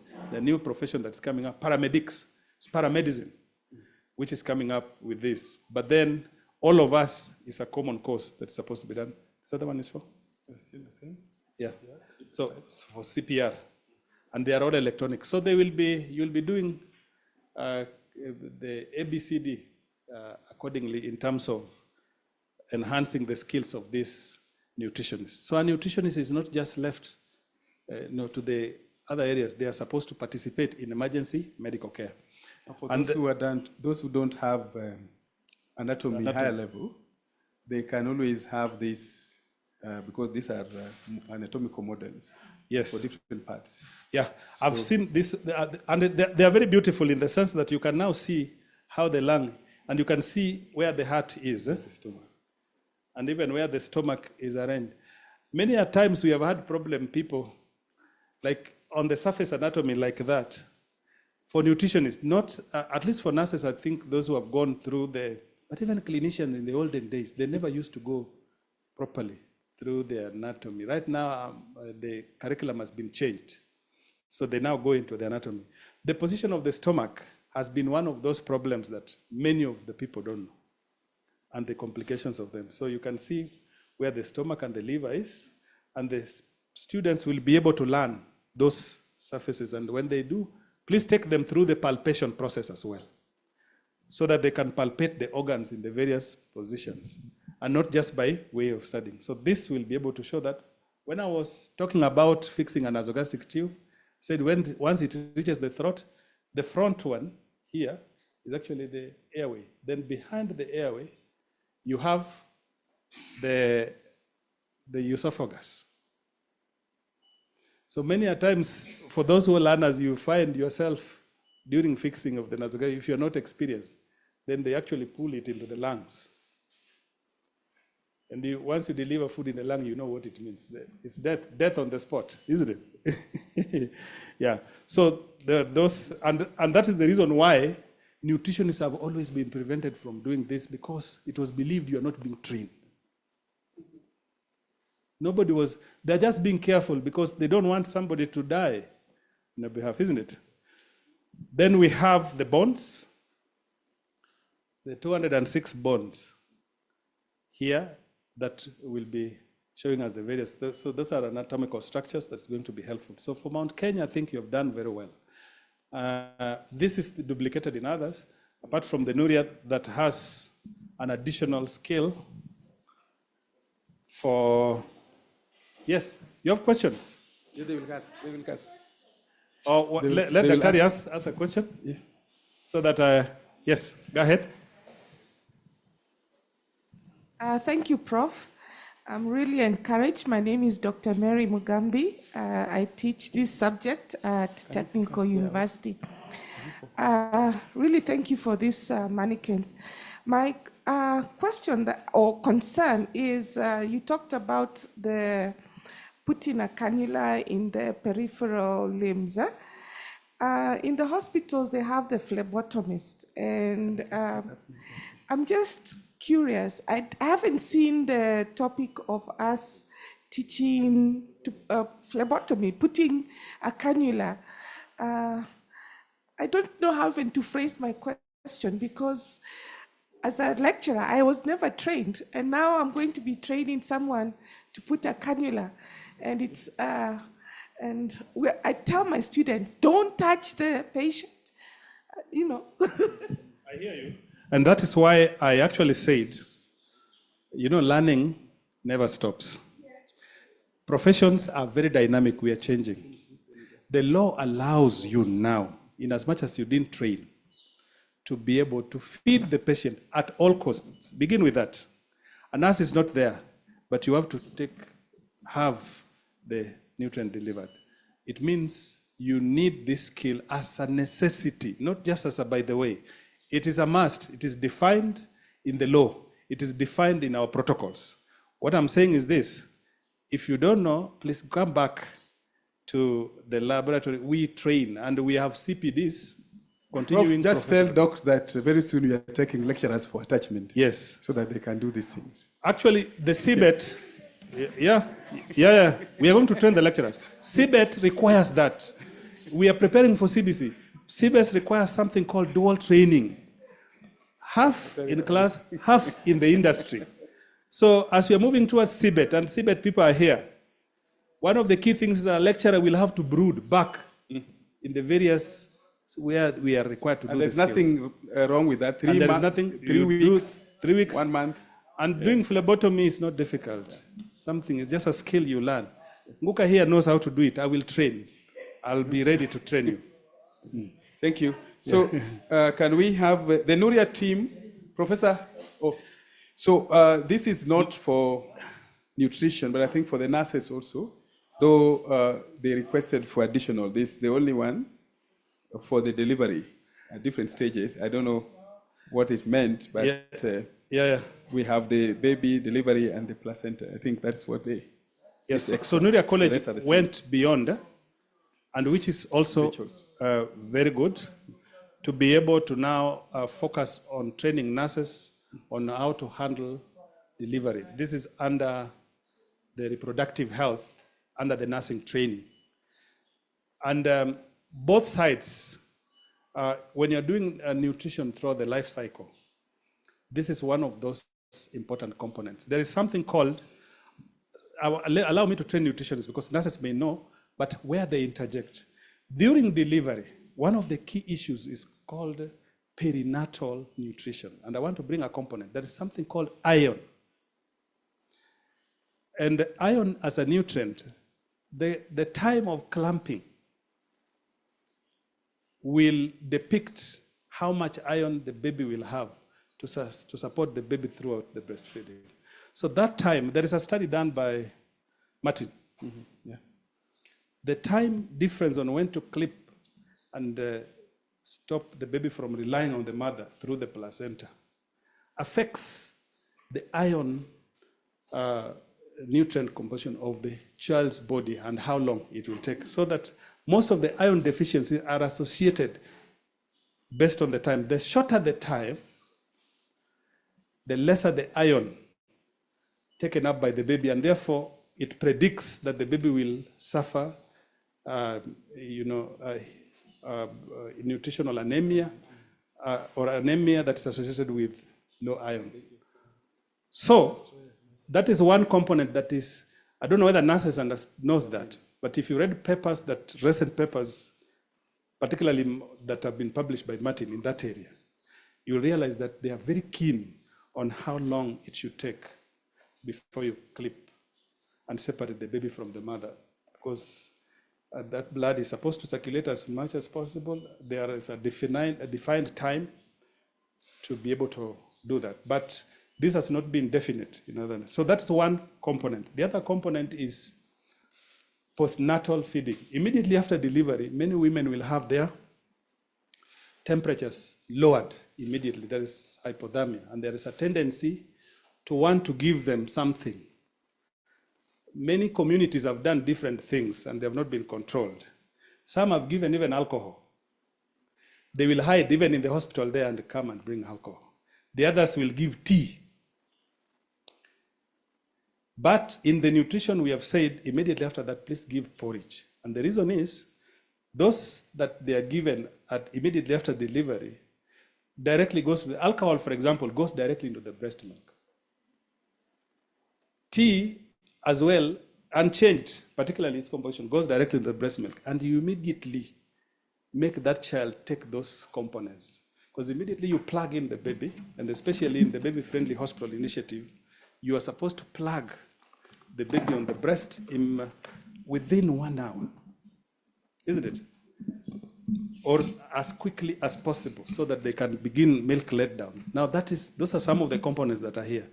Other than the process of delivery, that process of plugging in, the nutritionists need to understand. Of course, both nutritionists and nurses, and especially on that which food to be given to the mother immediately after delivery. I've told you, in Kakamega, for example, by the way, Dr. is here. Did you? My COD is here. I've seen Dr. Shikuri. In Kakamega, and I will talk like that because we both come from Kakamega, and if you go to Modete, Maragoli, my friend, mwanamke Maragoli, bila chai, haki ya Mungu anatoroka kwako. She'll go away. So that tea is a component, but we know the tea has a problem. It has components that is going to go directly into the breast milk and will affect the children, especially with sleep patterns. Mtoto akikunywa maziwa, which has already been given those caffeine, and it has caffeine directly in the milk, it affects their brain. So mtoto atakusumbua, atalala. And some of them have experienced this. So we train nutritionists to be prepared to work within that environment, including even using a pantograph. So don't tell them that they should not use the pantograph, because at the end of it all, when you come to the field, we have, under the Kenya Health Professional Oversight Authority, legal notice number 46 of 23rd of March 2016 talks about joint health inspection. So a nutritionist will go and inspect on behalf of every profession, the 13 of them. A pharmacist will do the same. A medical doctor will do, we're already doing it under that legal notice. You have noticed the legal notice I mentioned. It was written in the year 2016, and it is going on. I've been training joint health inspectors. So a nutritionist must know how to use a pantograph, so that during inspection, if you are an inspector, then you know whether the pantograph was used rightly or not. They need to know what a sluice room is, sluice room, so that does not shock them. What is a sluice room? Maenda mendika sluice. Nurse ndiye anajua. Ita nutritionist ajui. Yeah? So they need to know all that. Otherwise, these components is not just for nurses. That's what I was trying to say, in addition to that. Thank you very much. Thank you. I think we can, thank you very much, Prof. The rest are the same. The only difference was on these gyno materials, obstetric, whoever the nurse is. Now we want to hand over to every university, and I think they may need a photo. So we'll start with Mount Kenya. Then we come to Nuria. Nuria Prof is alone. Then we'll get to Kabete, and then Vision. Okay. Just very quickly. So we hand over to Mount Kenya.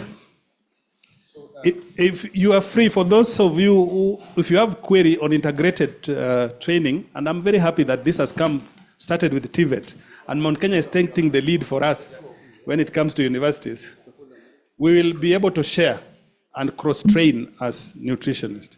So Mount Kenya, the DVC, yeah. Yes, so let me just hand over. Okay. Don't worry about the mic.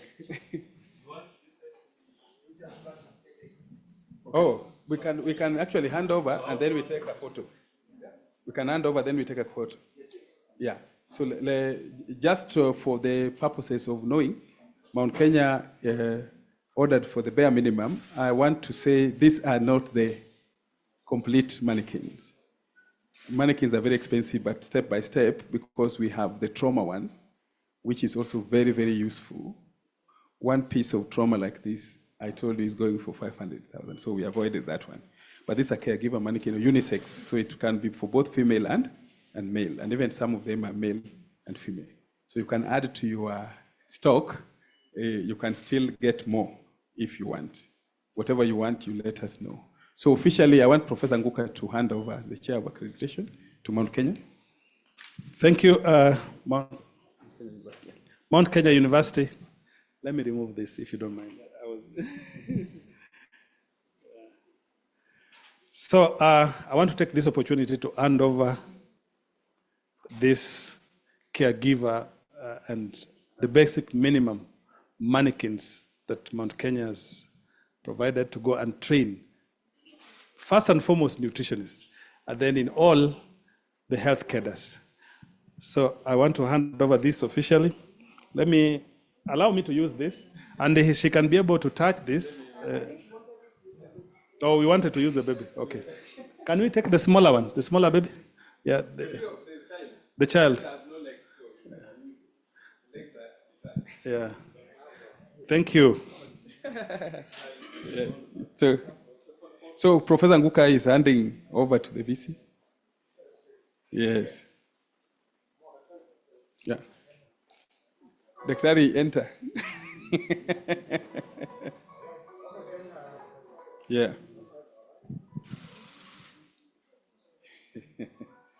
Serious. So we can also separate. We can be moved fast. Then, yeah. So that you don't. Yeah. Thank you. Okay. Thank you. Yeah. Okay. So we can have Nuria. Nuria, please. Nuria College. Just Professor Elmi, we can have you here. Where is he? Professor, we can have Vision first and Kabete full. Well. Vision, you can hand over to Vision team. Vision. Against a call.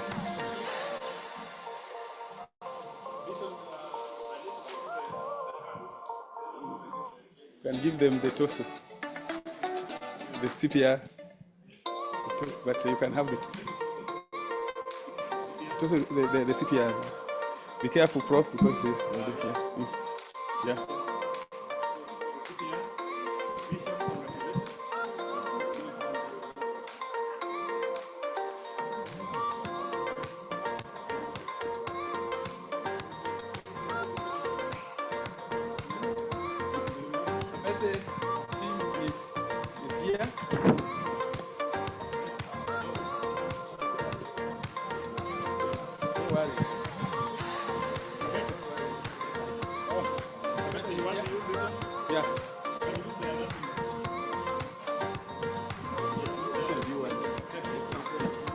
We can have this one.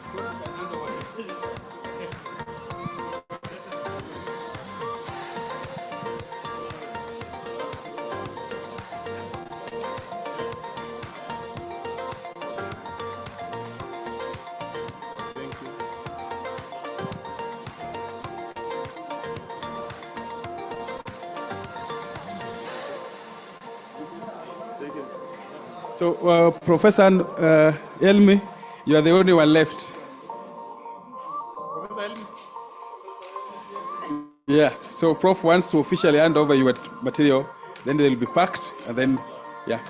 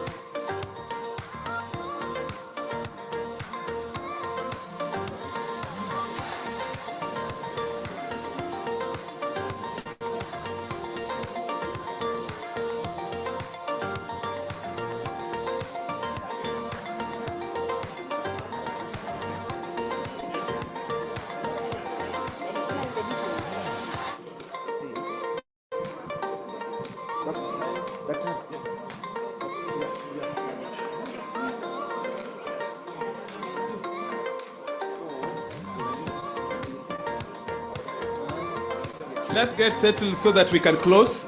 Even as we move around, please, let's resume our seats kindly. Professor and team, we can resume back so that we can close.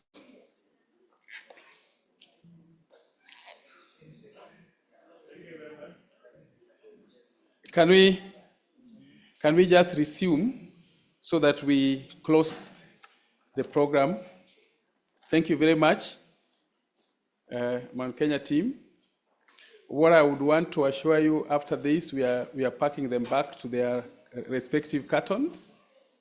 then you can carry them away.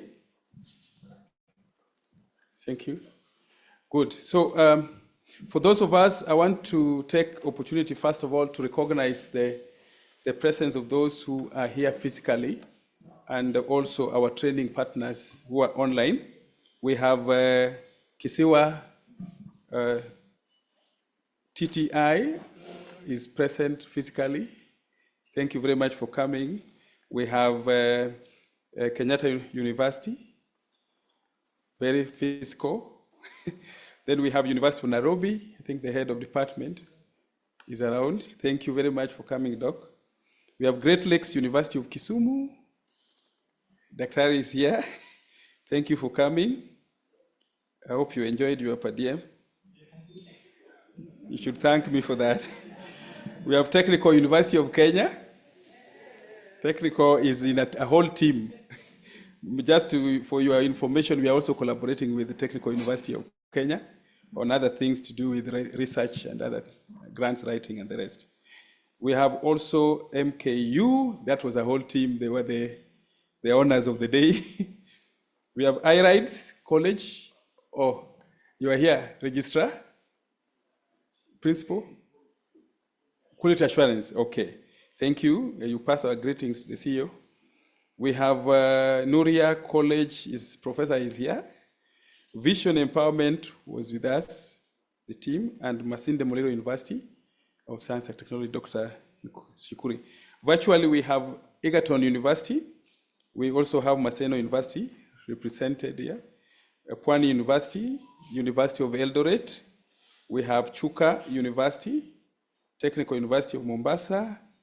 We also have Southeastern University, that is Seku. We had Dedan Kimathi, University of Science and Technology, JKUAT, Karatina, Kisumu National Polytechnic, North Coast Medical College. For your information, North Coast Medical College were the first to launch the best model for Skills Lab in the country. I know there are some that they don't have, but they have quite a number of good ones. Of course, they were also in collaboration with the Embassy of Netherlands, so you can guess how they acquired the Manikins, but it doesn't stop us from getting. Bumbe Technical College, we also have Imperial College, Eldoret National Polytechnic, Rift Valley Technical Training Institute, ARVIST, University of Eastern African Baraton. Then we have Kenya School of Medical Sciences and Technology, PCA Tumutumu Hospital. PCA Tumutumu also had some modest skills lab, but they were manual. So we would encourage them to look for the high fidelity mannequins also. We have Sigalagala National Polytechnic, Nyahururu Medical Training College, and St. Paul's University. They are yet to be inspected, so we are not sure what they have. Then we have Olesos. Olesos also acquired some high fidelity mannequins after our advice on their own. I can assure you it was very expensive for them.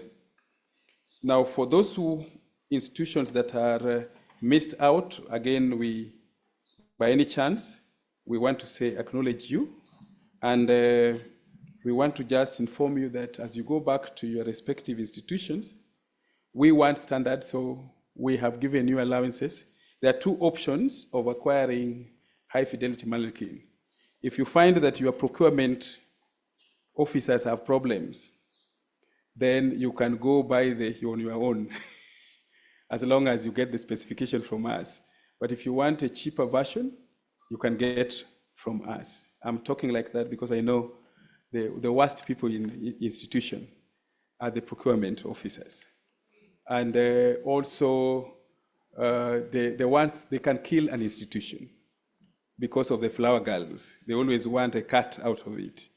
I'm not fearing to say that because that is what some of the institutions have raised. So we want you to just take note that we are doing this for compliance, not for business. So we expect you to have them, maybe a time frame we gave out 6 months. So by June, we should be having all institutions having the same mannequins for training. The manual for training is being prepared and we'll give it for free. At some point for the training, it might be charged, but for the manual itself, probably we will have it for free. But the training will have to be paid for by the various institutions. So thank you very much for coming. And I would want to just say that we are honored that you came. And let us focus on diligence, as we said earlier. When you are wise, it is even wiser to train a wise person to become more wiser. And that is God telling us that. So let us be wise. If you want sets, you can still contact us. If you want different types of mannequin for specific purpose, as long as you have money to buy, we have no problem. We can still negotiate with the manufacturer. You can get them. Thank you very much. And then I want to close this. Professor Nguka, I don't know whether maybe we can stand up to pray so that we can close officially. You are free. For the mannequins, we are packing them back to the various institutions. But for those of you who want to go and show their principles, I hope you have taken enough pictures. If you don't ask us for typical ones, we'll send to you so that you can have them. But you can also tell them to go to the YouTube. If they went to school, they can actually learn for themselves. Thank you very much. Let's stand for a word of prayer, closing prayer. Now, as we close, we should get to understand the fact that we serve a God of standards. And this God does not define whether Christian, Muslim. Our God is a God of standards and a diligent God. Now, that God does not like lazy people. And so we are not going to be lazy. Our prayer is that because we are in position to serve humanity in the nation, saviors can be few. We can save this nation by giving properly trained graduates to Kenyans in the service delivery areas. How? When we become diligent and when we obey the God of standards. So shall we pray? Father, in the name of Jesus, as we said earlier, we thank you because we have seen. We have seen your mercy. We have also seen your grace. We want to thank you for everyone who is online and all those who are present here in physical attendance. Lord, we want to say that this great nation is a nation of its kind. And as you bless the nation, give us also wisdom that will take us far to serve humanity. As the medical professionals and those working in the sensitive areas, we ask you for the grace. More grace to help, more grace to assist. Father, we want to thank you also that even as we are departing from here, we shall not hear bad news. We want to ask you, those who are traveling back, let them travel safely. Those who are remaining, give them peace and also keep them on focus. Even for this great nation, Kenya, may you allow our leaders to understand the benefits and why all certain institutions were created. And if they do, then they can improve them. And as they improve them, they can make this nation be a healthy nation. So we pray and we ask you for anything that we did which is not correct. We ask for forgiveness. Now we are praying this, believing and trusting in the name of God the Father, God the Son, and God the Holy Ghost. Amen. Professor, you said we left you out. Just say a word. Yeah.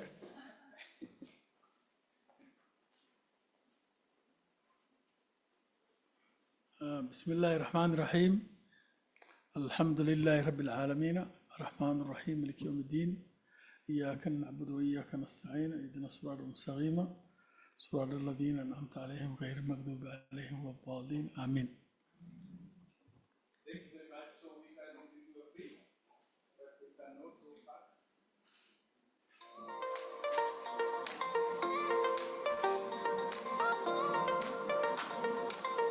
Boss, yeah, Musho. We may not rely on this fellow.